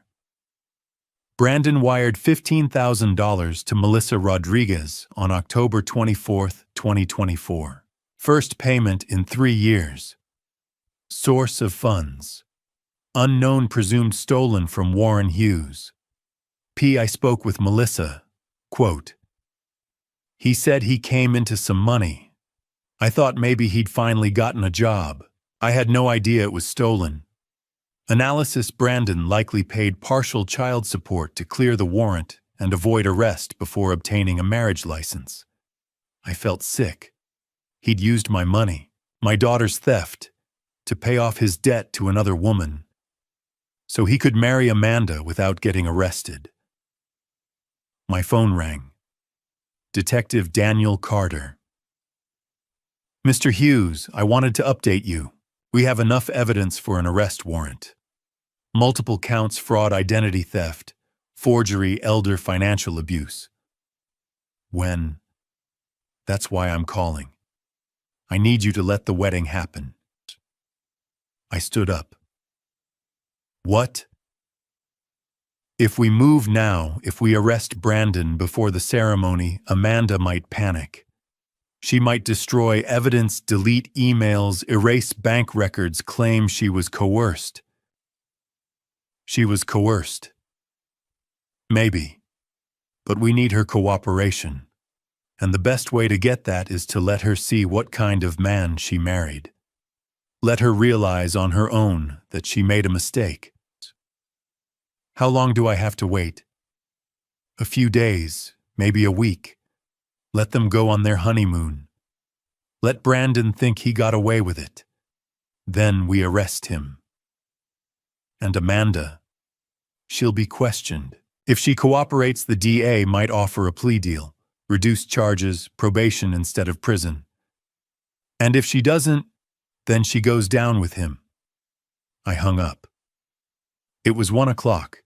The wedding was at 6. I sat at the table staring at the report for hours. At 5:30, I got in my car. I wasn't going to the wedding, but I needed to see it. I needed to know this was real. 6 p.m. The Clayton House, Scottsdale. I parked across the street, far enough that no one would notice me, close enough that I could see. The venue was beautiful. String lights, white flowers. A small crowd, maybe 50 people, gathered on the lawn. And then I saw her. Amanda, in a white dress. Hair done. Makeup perfect. She looked radiant. She looked happy. Brandon stood at the altar in a tuxedo, smiling confident like he'd won. The guests were cheering. I sat in my car, hands gripping the steering wheel, and watched my daughter marry a con artist with my money. I'm sorry, sweetheart, I whispered, but this ends tonight. The address sat in my phone like a loaded gun: 1847 South Mill Avenue, Tempe, Arizona, apartment 2B. It was November 5th, 10 in the morning, and I was driving south on I-10. Toward the woman my daughter's husband had abandoned 3 years ago. The private investigator had handed me her contact information, along with everything else: photos of a little girl with Brandon's eyes, court documents for unpaid child support, text messages begging for grocery money that had gone unanswered for months. Melissa Rodriguez, 30 years old, dental hygienist, single mother. One more victim in Brandon Hayes' long trail of wreckage. I parked outside a modest two-story apartment complex with faded stucco and a cracked pool. The kind of place where people work 2 jobs and still struggle to make rent. I climbed the stairs slowly, my banker instincts screaming that I was about to hear something I didn't want to know. She answered on the first knock. Melissa was petite, with dark hair pulled into a ponytail and tired eyes that looked older than 30. She wore scrubs, pale blue, the kind you see in dental offices, and held the door halfway open, cautious. "Mr. Hughes." "Yes. Thank you for agreeing to meet." She stepped aside. "Come in." The apartment was small but clean. A kid's drawing taped to the fridge, a basket of laundry on the couch, the faint smell of toast. In the corner, a little girl sat on the floor coloring with crayons.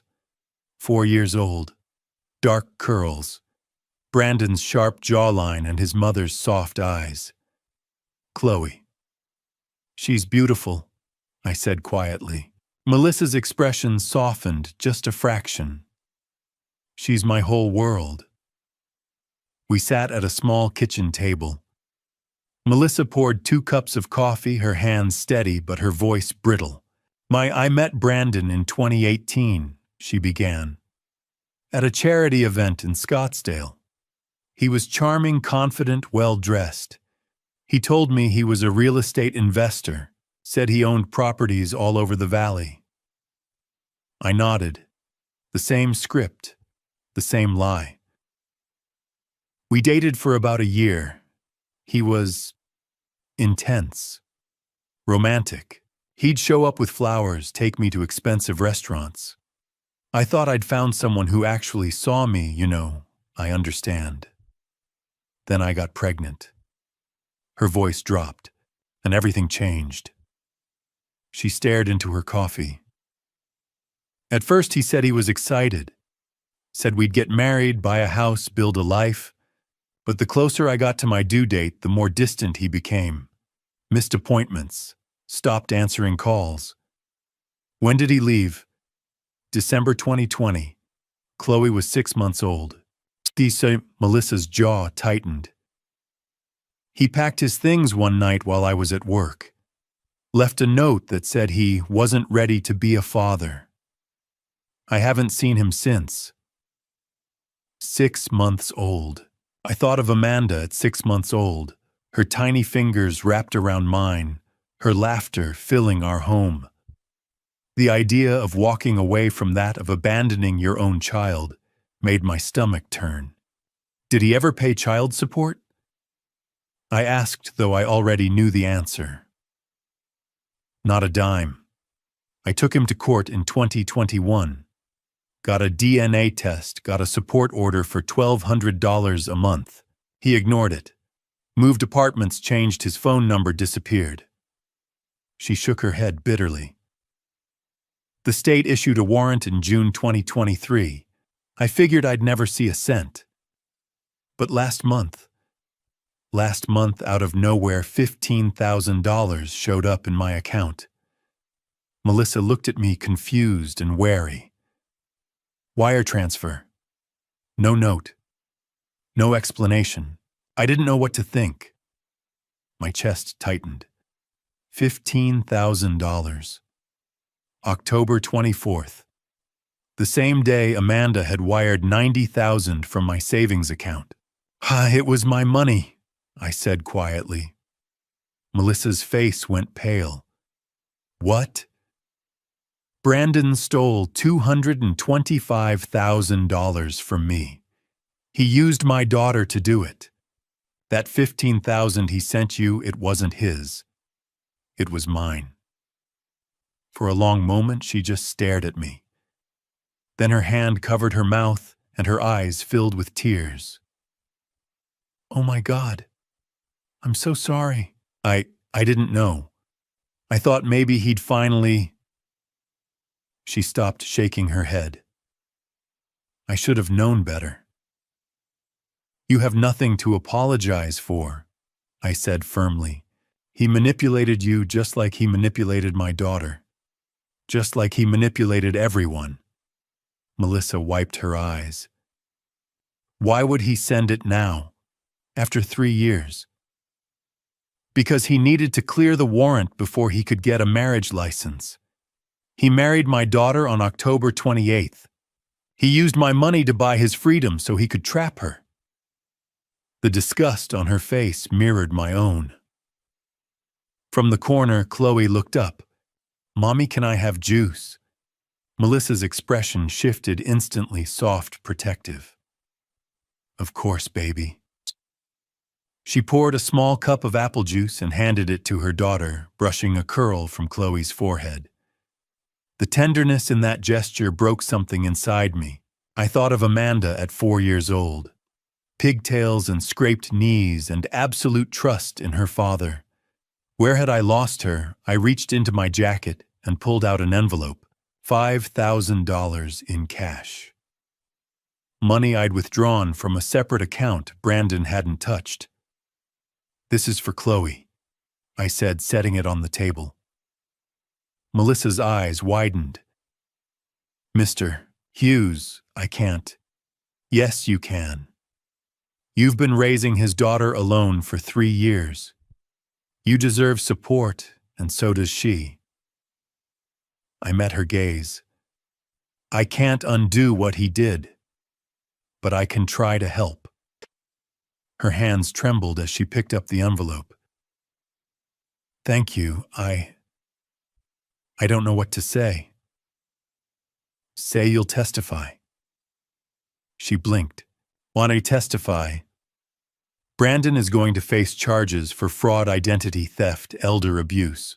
If you're willing your testimony about the child, support the abandonment, the $15,000, it'll help put him away. Melissa looked at Chloe, then back at me. Her voice was steel. I'll testify. He needs to be held accountable for what he's done. Thank you. I stood.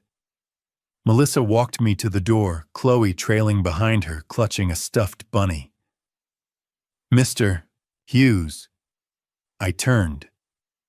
Your daughter, do you think she knows about Chloe? I don't think so, but she will. Melissa nodded slowly. I hope she's okay. I hope she gets out before he destroys her too. So do I. I drove home in silence, hands tight on the wheel. Brandon Hayes wasn't just a con man. He was a destroyer of families.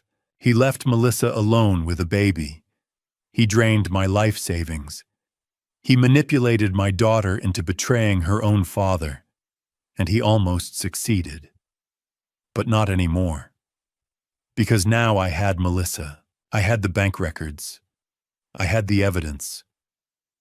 And I wasn't going to let him destroy one more family. The call came on Friday night, 3 days after I met Melissa and Chloe. I was sitting in my kitchen, the same chair I'd occupied the morning I discovered the empty accounts, when my phone buzzed. Amanda's name lit up the screen. I let it ring twice before I answered. Hello, Amanda. Her voice was ice. We need to talk. No greeting, no pretense, just cold, surgical hostility. I'm listening. You need to drop the lawsuit. You need to call the bank and unfreeze the accounts. And you need to call the title company and release the escrow on the house. I leaned back in my chair, letting the silence stretch. Or Brandon and I will file a petition with the court to have you declared incompetent. We'll request a psychological evaluation, a guardianship hearing, and if necessary, we'll have you committed to a memory care facility. My stomach twisted, but I kept my voice steady. A memory care facility. That's right. Her tone was clipped, rehearsed. You're 58 years old. You're showing signs of confusion, paranoia, memory loss. You signed documents you claim you don't remember. You're making wild accusations against your own family. A judge will see that. I heard Brandon's voice in the background, low and smooth, coaching her. "How much does a facility like that cost?"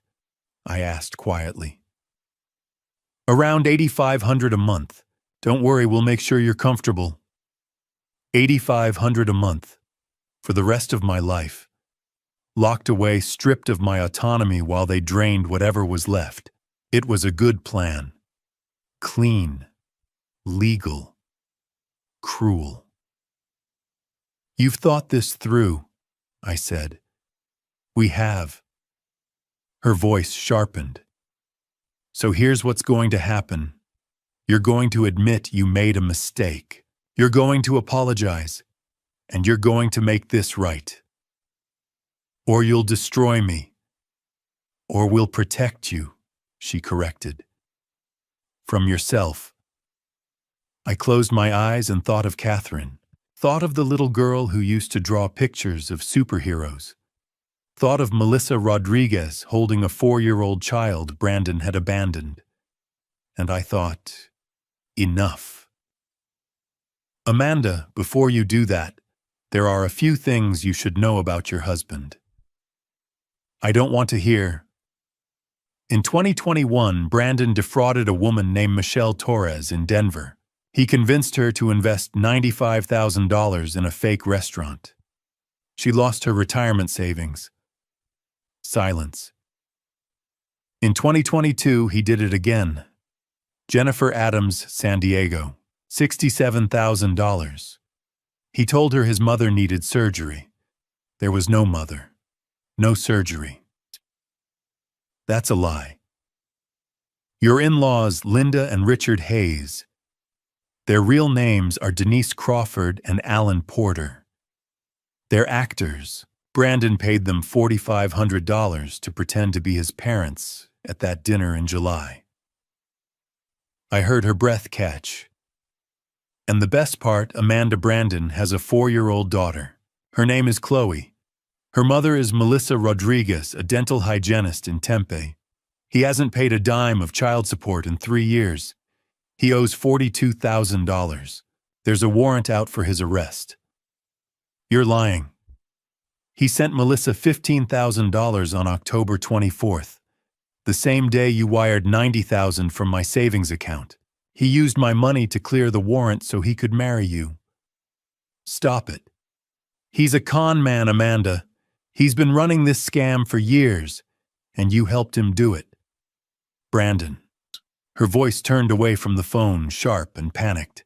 Brandon, what is he talking about? What daughter? What actors?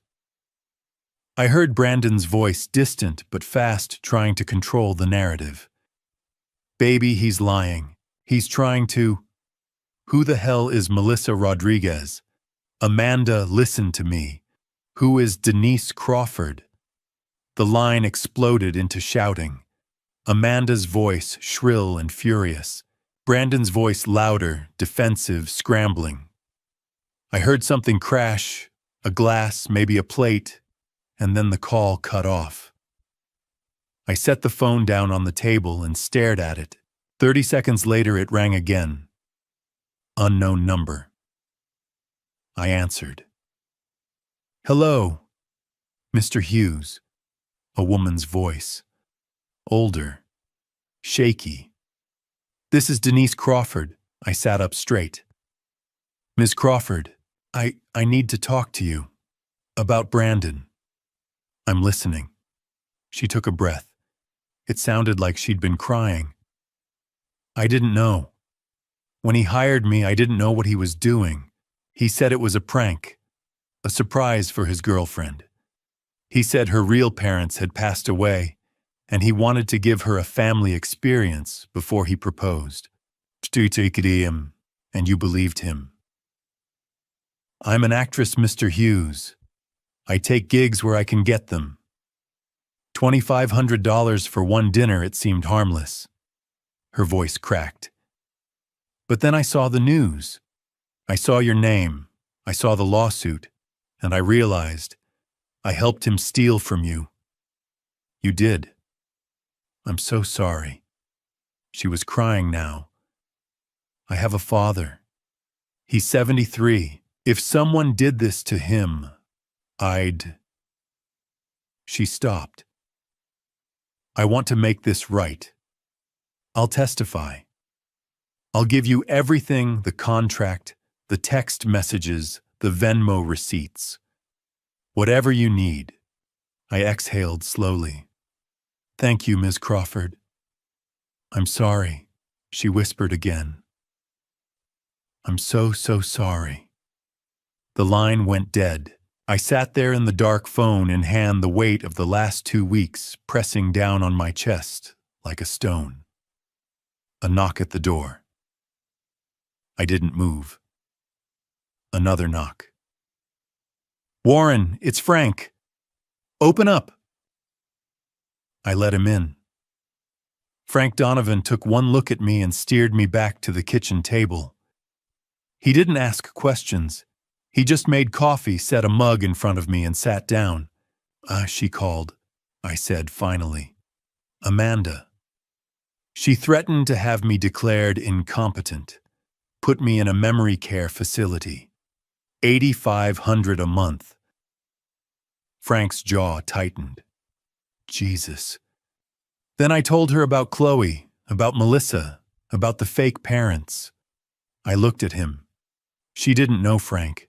She had no idea. And now she does. I nodded. Frank leaned forward, his voice low and firm. Listen to me. You didn't destroy her marriage. You didn't ruin her life. You're saving her life. She doesn't see it that way. Not yet, but she will. He gripped my shoulder. Brandon Hayes is a predator. He was going to bleed her dry and leave her with nothing. You stopped him. I looked down at my coffee. I just wish it didn't have to be like this. I know. We sat in silence, 2 old men in a dark kitchen, while somewhere across the valley my daughter's world fell apart, and I couldn't do a damn thing to stop it. Sunday morning, November 10th. James Maxwell's office was quiet. The hallways empty except for the hum of the air conditioning and the distant sound of traffic on Camelback Road. I sat across from Maxwell at his desk, a yellow legal pad between us covered in names and notes. Frank Donovan sat to my right, arms crossed, his face set in grim determination. Let's go through the witness list one more time, Maxwell said, tapping his pen against the pad. Preliminary hearing is in 6 days. We need everyone locked in. I nodded. Go ahead. Denise Crawford, he began.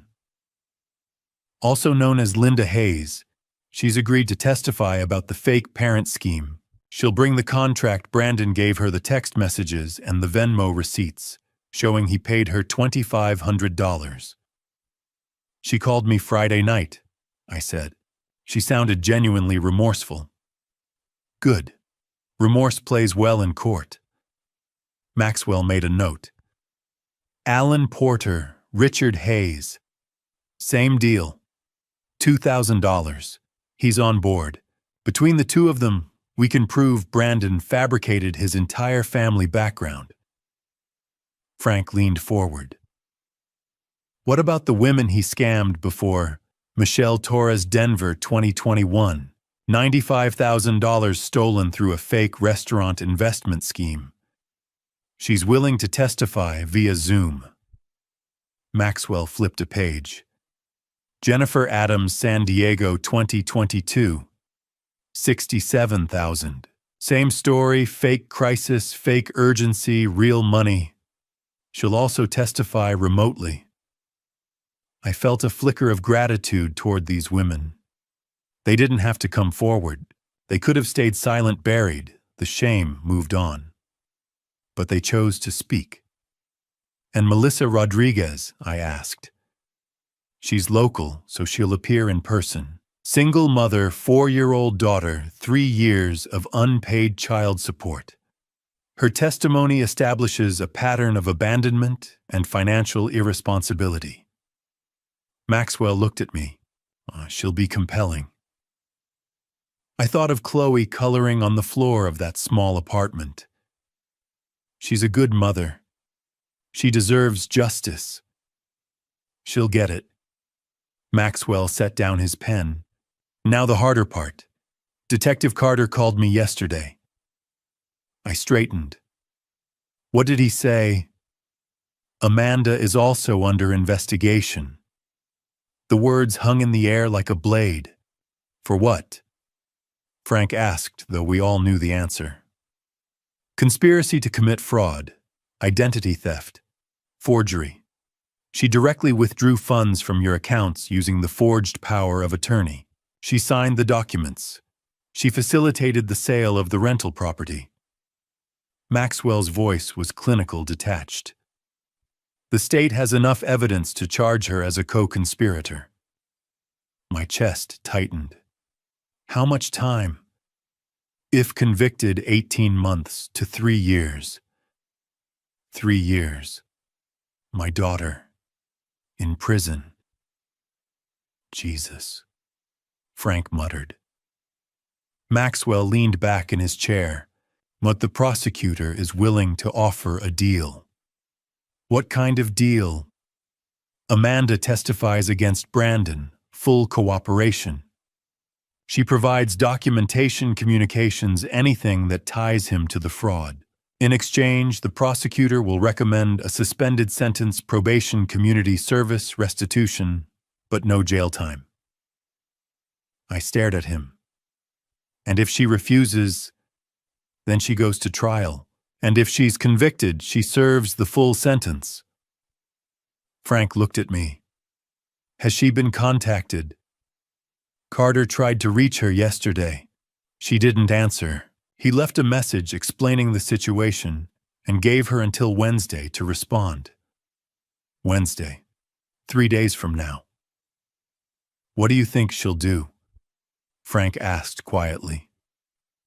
I didn't answer. I didn't know. Would she cooperate? Would she finally see Brandon for what he was, a liar, a thief, a man who had used her to destroy her own father, or would she refuse? Would she stand by him, convinced that I was the villain, that this was all some elaborate scheme to control her life? I thought of the girl who used to hold my hand crossing the street, the girl who drew pictures of superheroes, the girl who promised to take care of me after her mother passed. And I thought of the woman who had threatened to lock me in a memory care facility. I didn't know which version of Amanda would show up on Wednesday.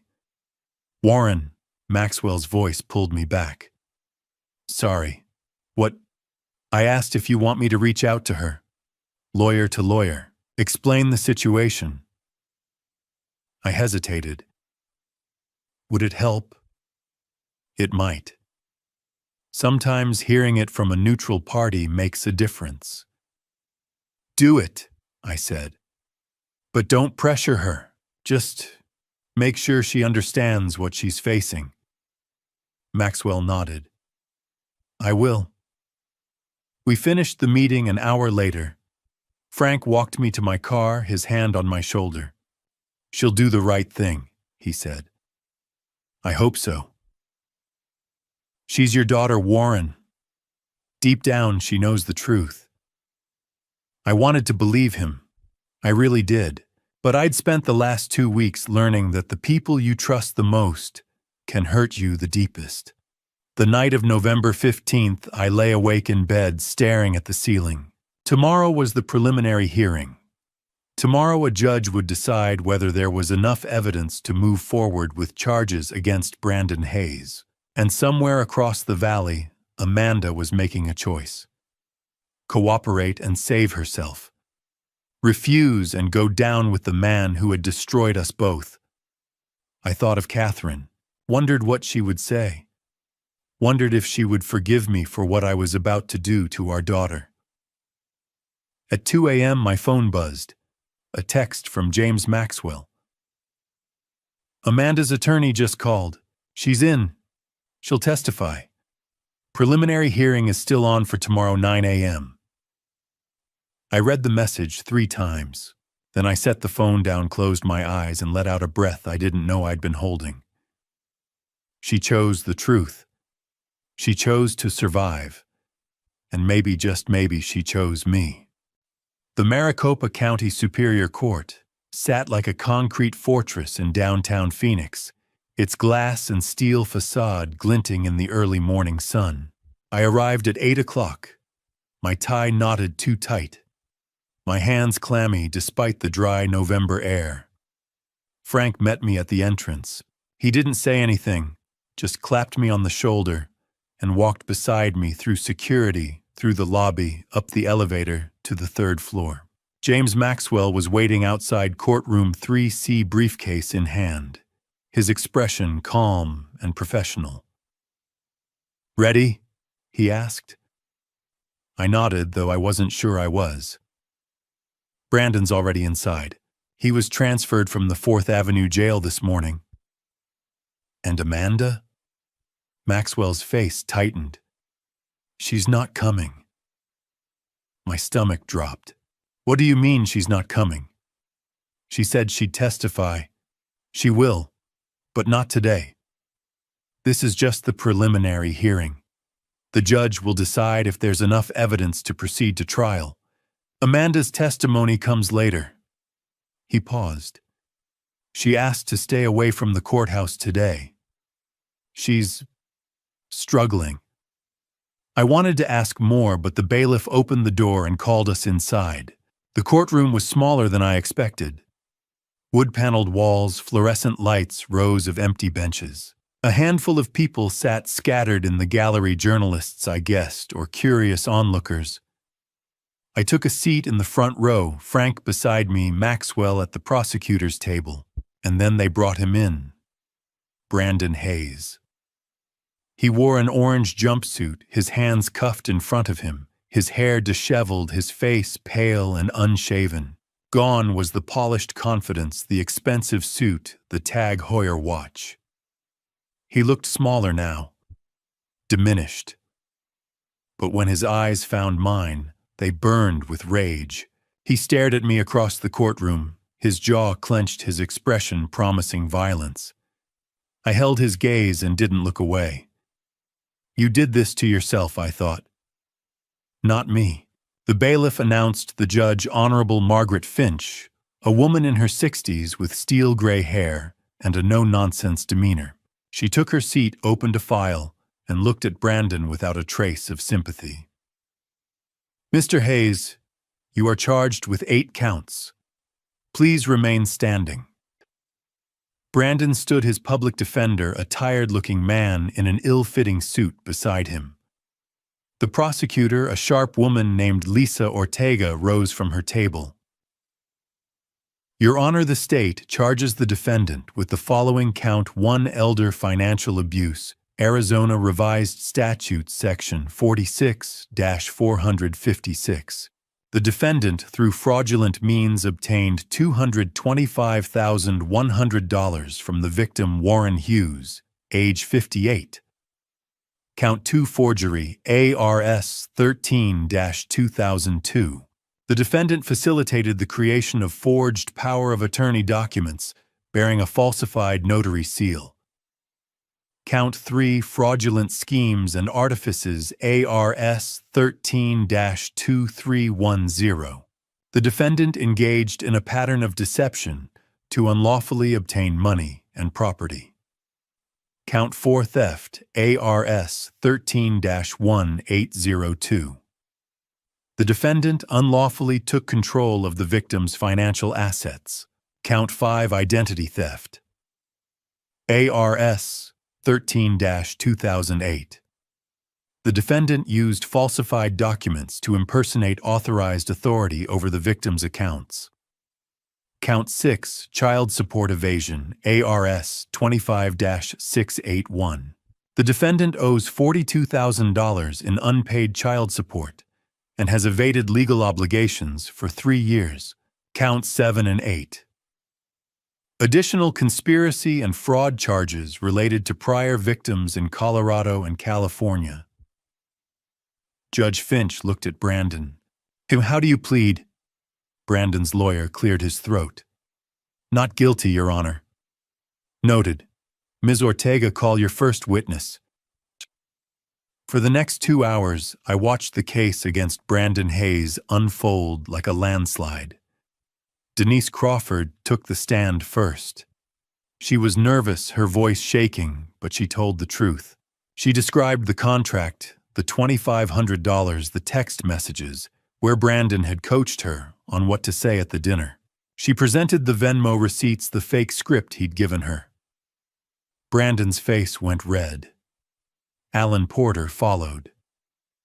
Same story. $2,000. A paid performance. He handed over his contract and his phone records. Brandon whispered furiously to his lawyer. Melissa Rodriguez was next. She sat in the witness chair with quiet dignity.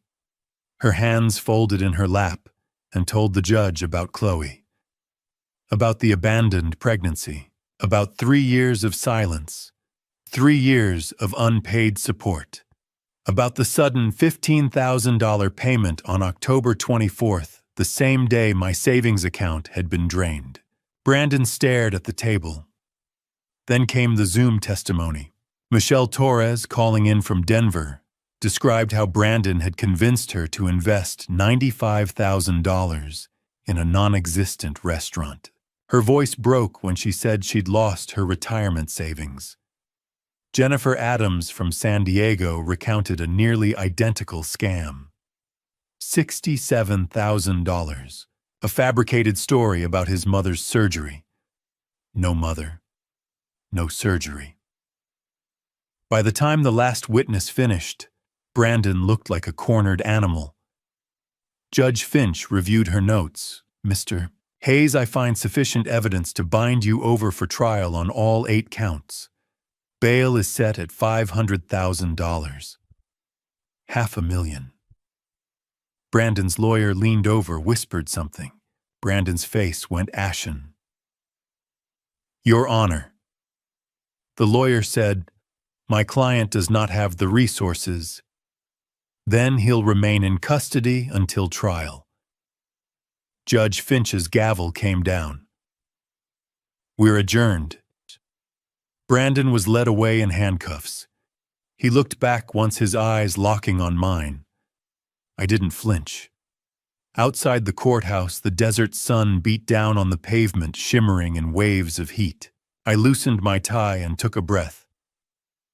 Detective Daniel Carter approached, his badge clipped to his belt. Mr. Hughes. A word. Frank and Maxwell stepped aside. Carter lowered his voice. We'll be issuing a warrant for your daughter within 48 hours. Conspiracy, fraud, forgery. She'll need to turn herself in. My chest tightened. She agreed to cooperate. I know, and that'll help her. But she still committed crimes. The law doesn't care if she was manipulated. Carter's expression softened. I'm sorry. I know this isn't easy. Will she go to jail? Depends on the judge. If she cooperates fully, testifies, shows remorse, probably probation. But she'll have a record. I nodded slowly. Thank you, Detective. He walked away. I stood there on the courthouse steps, the noise of the city buzzing around me, cars, voices, the distant wail of a siren. My phone buzzed. A text. Unknown number. I opened it. Dad, I need to talk. Amanda. I stared at the screen. 4 words. After 2 weeks of silence. After threats lies theft. Dad. I need to talk. Frank stepped beside me. What is it? I showed him the message. He exhaled slowly. What are you going to do? I looked up at the courthouse, then back at the phone. I don't know, I said quietly. But I knew I couldn't ignore her. Not yet. If you're invested in Warren's journey, comment waiting so I can feel your support. Before we continue, the upcoming part has creative elements woven in for impact. If that's not your style, you're welcome to close the video now. Totally understandable. The cafe in Old Town Scottsdale was quiet at 4 in the afternoon. I sat near the back, black coffee untouched, waiting. Amanda walked in 7 minutes late. I almost didn't recognize her. No makeup, hair in a messy ponytail, oversized gray sweater jeans. Her eyes were red and swollen, her face pale. She looked like she hadn't slept in days. She sat down across from me without a word. "Hi, Dad." Her voice was barely audible. "Hi, sweetheart." Silence stretched between us. She twisted her fingers together, staring at the table. "I'm sorry," she whispered. "I'm so sorry, Dad. For everything. For the money. For the house. For what I said about Mom. About the nursing home. I didn't mean it. I was just..." Her voice broke. She pressed her palms against her eyes, trying not to cry. I waited. "Brandon told me you wouldn't even notice," she said, tears spilling over. "He said you had so much money that taking a little wouldn't hurt you. He said you'd want to help me. And you believed him." I wanted to believe him, because I was desperate. She looked up at me, her face wet. "I'm $28,000 in debt, Dad. Credit cards. I was about to be evicted. I didn't know what to do." $28,000. "Why didn't you come to me?" I asked quietly. "Why didn't you just ask?" She shook her head. "Because I was ashamed. Because I didn't want you to think I was a failure." Her voice dropped. "And because after Mom died, you disappeared. Not physically, but emotionally. You were there, but you weren't there. I tried to talk to you, but you didn't want me. You wanted her." The words hit like a punch. "I felt like I lost both my parents that day," she whispered. "And I've been trying to get you back ever since." I stared at her, my throat tight. She was right. After Catherine's accident, I'd fallen into grief so deep I couldn't see daylight. I'd stopped answering calls, stopped living. I'd abandoned my daughter when she needed me most. "Amanda," I said, my voice rough. "I'm sorry. I didn't know. I know you didn't. That's why I didn't say anything." She wiped her eyes. "Brandon knew. He knew I was angry. He knew I felt abandoned. And he used it. He told me you owed me. That taking the money wasn't stealing it, was taking what was already mine. And now I know he lied about everything. The investments, the properties, his parents, his whole life." Her face twisted with shame.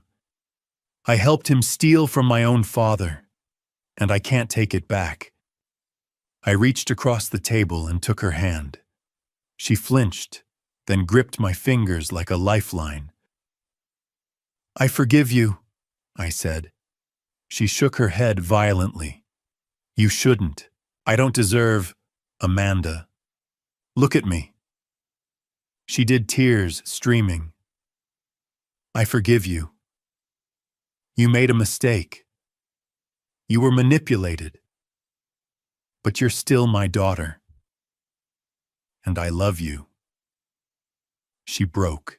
She bent forward, sobbing into her hands. I stood, walked around the table, and pulled her into my arms. She buried her face in my shoulder and cried deep, wrenching sobs that sounded like they'd been buried for years.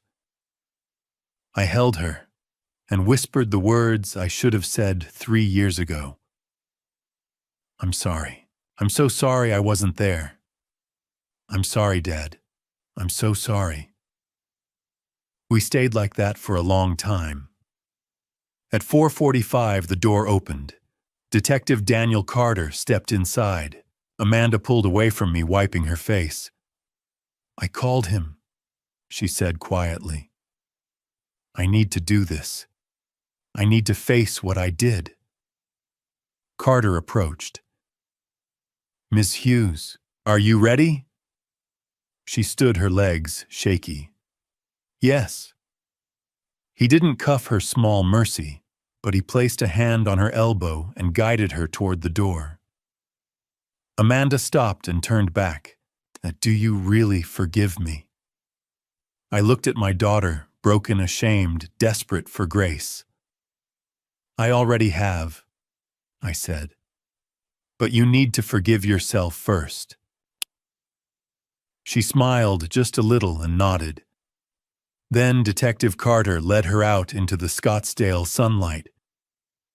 I stood at the window and watched them walk to the unmarked sedan, watched Amanda climb into the back seat, watched the car pull away, carrying my daughter toward a future I couldn't control. And I realized something. I'd gotten her back. Not the version of Amanda I'd lost 3 years ago. Not the little girl with pigtails and crayons. But the woman she was now. Flawed. Broken. Real. She was going to face charges. She was going to plead guilty. She might serve time. But she was mine again. And that was enough. The Maricopa County Superior Court was cold on the morning of January 15th. I sat in the front row, alone, my hands folded in my lap, watching as the bailiff called the room to order. "All rise," the Honorable Margaret Finch presiding. The courtroom stood. Judge Finch entered, her gray hair pinned back, her expression unreadable. She took her seat and surveyed the room. The state of Arizona versus Brandon Michael Hayes and Amanda Marie Hughes. Please be seated. I sat. Brandon was led in first, wearing the same orange jumpsuit from the preliminary hearing, his hands cuffed in front of him. He looked thinner now, his face hollow, his eyes dark. He glanced at me once, a flicker of rage, then looked away. Amanda came next. She wore a simple navy dress, her hair pulled back, no makeup. She looked small, fragile. When her eyes found mine, I gave her a small nod. She nodded back, then sat beside her public defender. The trial lasted 3 days. On the first day, the prosecutor presented the timeline, the forged power of attorney, the unauthorized withdrawals, the fake boutique, the sale of the rental property. Every transaction, every lie, every manipulation laid out in cold, clinical detail. Michelle Torres testified via Zoom from Denver. She spoke calmly, but her voice shook when she described losing $95,000 to Brandon's fake restaurant scheme. Jennifer Adams followed. San Diego, $67,000. A fabricated story about a dying mother. She cried on the screen. On the second day, Denise Crawford and Alan Porter took the stand. They each described the fake parent scheme, the contracts, the script Brandon had given them. Denise apologized to me directly from the witness chair. "I'm so sorry, Mr. Hughes. I didn't know." Melissa Rodriguez testified in person. She held herself together until the prosecutor asked about Chloe. Then her voice broke. "He left when she was 6 months old. I haven't heard from him in 3 years, until he sent $15,000 in October. Money he stole from Mr. Hughes." Brandon stared at the table, jaw clenched. On the third day, I took the stand. The prosecutor asked me to describe the fraud. I did step by step. The missing money, the forged documents, the hospital visit where Amanda had tricked me into signing the power of attorney while I was weak and feverish. "Mr. Hughes," the prosecutor said, "your daughter participated in this fraud. She withdrew funds. She facilitated the sale of your property. How do you feel about that?" I looked at Amanda. She was staring at her hands, tears streaming down her face. "My daughter stole my money," I said quietly. "But Brandon Hayes stole her soul." The courtroom was silent. He manipulated her. He exploited her grief, her loneliness, her desperation. She made a terrible mistake, but he's the one who made her believe it was justified. The prosecutor nodded. "Thank you, Mr. Hughes." Then it was Amanda's turn. She walked to the stand, slowly, her hands trembling. The prosecutor asked her to recount the fraud. She did, her voice shaking, stopping every few sentences to wipe her eyes. "I lied to my father. I forged his signature on documents. I took his money. I helped Brandon sell his house." She looked at me, her face wet. "I'm so sorry, Dad. I'm so sorry." Brandon's lawyer stood. "Ms. Hughes, you're testifying against Mr. Hayes to save yourself, aren't you?" "No," Amanda said. "I'm testifying because what we did was wrong, and I need to take responsibility." "You expect this court to believe—" "Objection," the prosecutor said, badgering the witness. "Sustained." Brandon's lawyer sat down frustrated. Then Brandon himself took the stand. He denied everything. Said Amanda had acted alone. Said he'd tried to stop her. Said I was the one lying, trying to frame him because I disapproved of the relationship. The jury didn't buy it. When Amanda's lawyer cross-examined him, Brandon lost his composure. He pointed at Amanda, his voice rising. "She's lying. She's the one who planned everything. She used me." Amanda flinched, but didn't look away. "Mr. Hayes," the judge said sharply, "control yourself or you'll be removed from the courtroom." Brandon sat back, seething. On January 19th, the jury returned. Guilty on all counts. Judge Finch sentenced Brandon first. "Mr.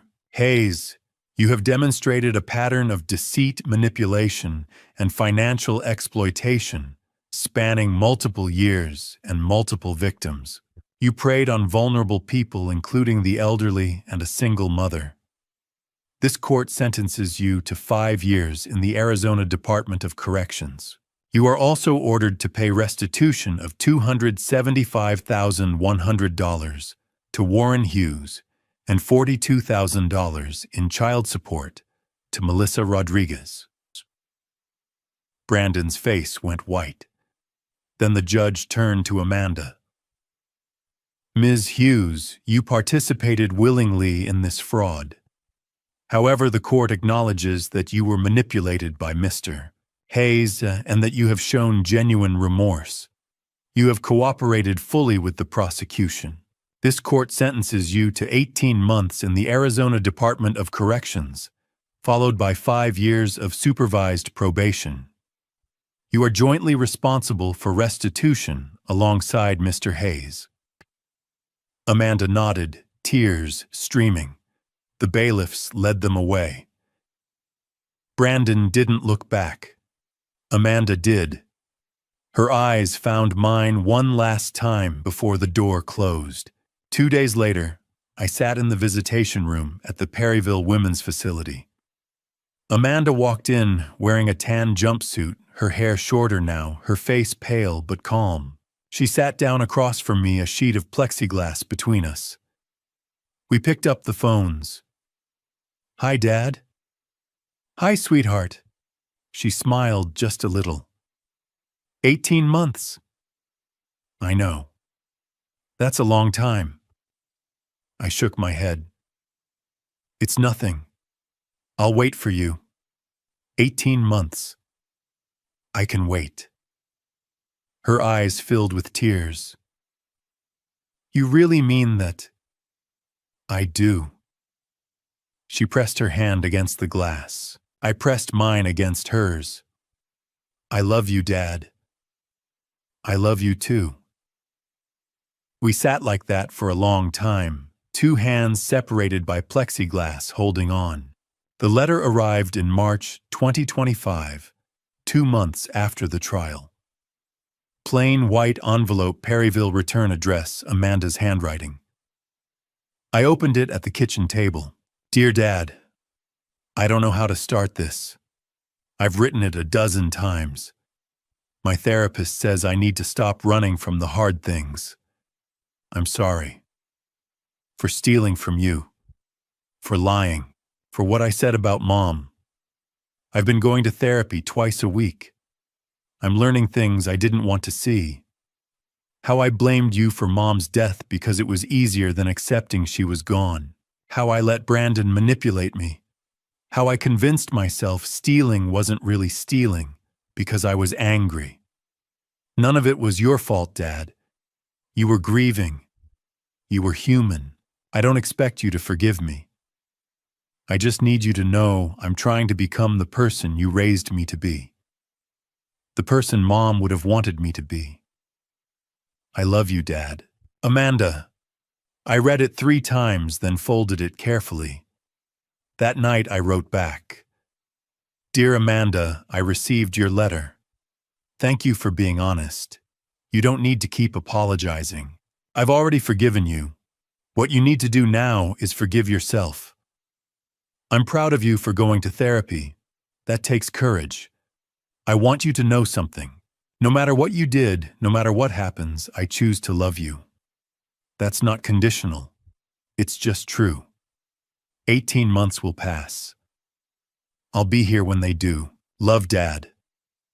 I mailed it the next morning. The months that followed were quiet. Spring turned to summer, summer to fall. The house felt empty, but it was a different kind of empty. Not hollow grief, but waiting. In April, Frank convinced me to volunteer at the Phoenix Public Library again. I started teaching elder financial abuse workshops twice a month. I told my story carefully without names and watched seniors lean forward taking notes. How did you know something was wrong? Someone asked. I didn't. Not at first. I trusted the person who hurt me. That's what makes it so hard. After one session, a man in his 70s approached me, hands shaking. My son's been taking money from my account. I didn't know who to tell. I gave him James Maxwell's card. Call this lawyer. He'll help you. The man's eyes filled with tears. Thank you. I thought of Amanda, how easily I could have stayed silent. But I hadn't. And maybe this man wouldn't either. In June, I used part of the restitution money trickling in from Brandon's prison wages and set up a small fund. $5,000. The Catherine Hughes Elder Protection Fund. Money to help other victims pay for legal fees, counseling, basic needs. Frank helped me file the paperwork. Catherine would be proud. I hope so. Letters from Amanda came every 2 weeks. She told me about therapy sessions, her job in the prison library, the book club she'd joined. She told me about the women she'd met, all trying to survive their mistakes. There's a woman here named Maria. She embezzled money to pay for her daughter's cancer treatment. She's been here 3 years. She says the hardest part isn't the time, it's the guilt. I understand that now. I wrote back every time. Short notes. Updates about the house, Frank's terrible golf game, the workshops, the fund. You're doing good work, Dad. She wrote in October. I'm proud of you. I cried when I read that. In November, Frank invited me to Thanksgiving at his daughter's house. I almost said no. The thought of celebrating while Amanda sat in a cell felt unbearable. But I went. Frank's grandkids ran around shrieking. His daughter handed me a plate of turkey. I ate, smiled when I was supposed to. On the drive home, Frank asked, "You doing okay?" I'm managing. She'll be out in 7 months. I know. December came. I put up a small Christmas tree for the first time since Catherine passed. I hung a few ornaments plugged in the lights and stared at it. On Christmas Eve, I wrote Amanda. Dear Amanda, I miss you. I don't say that enough, but it's true. I put up a tree this year. Maybe because I wanted to remember when you were little. Maybe because I needed to believe good things can come back. 6 more months. We're almost there. Merry Christmas, sweetheart. Love, Dad. January arrived cold and clear. I marked days on the kitchen calendar. 18 months minus 13, 5 to go. In February, Amanda's letter was different. Dear Dad, I've been thinking about what happens when I get out.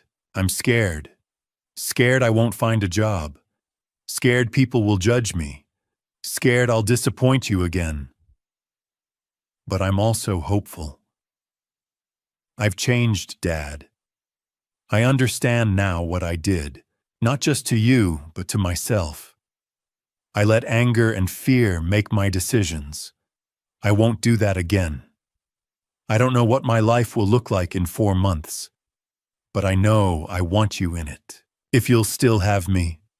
Love, Amanda, I wrote back immediately. Dear Amanda, of course I'll have you. You're my daughter. That hasn't changed. It never will. You're going to be okay, better than okay. You're going to build a life you're proud of. And I'll be here to help however I can. 4 more months. I'm counting down with you. Love, Dad. On the last night of February, I sat on the back porch wrapped in a jacket staring up at the desert sky. The stars were bright and endless. I thought about the last 18 months, the theft, the trial, the letters, the waiting. I thought about Catherine, about the promise I'd made to protect our daughter. I'd failed for a long time, but in the end I'd kept it. I reached into my jacket and pulled out a folded piece of paper. Amanda's drawing from 1999. My daddy the hero. The crayon lines faded the paper soft. I stared at it for a long time. We made it, Catherine. I whispered into the cold desert air. 4 more months. We're going to make it. And for the first time in years, I believed it. When I look back at everything that happened, I don't just see betrayal. I see my own silence, my own grief, my own blindness. This wasn't only a family story about money. It was a family story about distance pride and the dangerous things we don't say out loud. I thought being strong meant handling pain alone. I was wrong. If you take anything from this family story, let it be this. Don't ignore red flags just because they come wrapped in love. Don't sign what you haven't read. Don't assume your children are fine because they smile. And don't disappear emotionally the way I did after my wife died. That vacuum became the space someone else stepped into. People may call what I did dad revenge, but it wasn't revenge. Real dad revenge isn't about destroying your child. It's about stopping the person destroying them. And sometimes painful truth is the only form of protection. If there was any dad revenge in this journey, it was aimed at deception, not at my daughter. Justice matters. Accountability matters. But so does grace. I believe God does not waste pain. He uses it to refine us. I lost money. I lost peace. But I found my daughter again. And that is worth more than any account balance. Now, from my heart to yours, thank you for staying with me until the end of this journey. Leave a comment and tell me, what would you do if you were in a father's place, betrayed by his own child, yet forced to choose between justice and mercy? I truly want to hear your perspective. If this story moved, you consider subscribing so you don't miss future episodes. Please note, while inspired by real-life social issues, Certain elements have been dramatized for storytelling. If this type of content isn't for you, feel free to explore other videos that better match your interests. 가보면 으깨지겠지?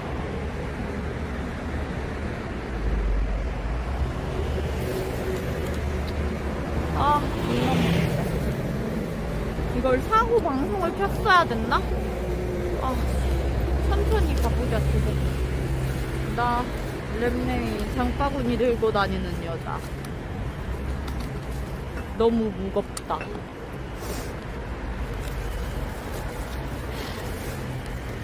아이고. 아. 이게 너무. 가만히 계세요. 이게 너무 무거워, 이게. 아이고. 가볼까?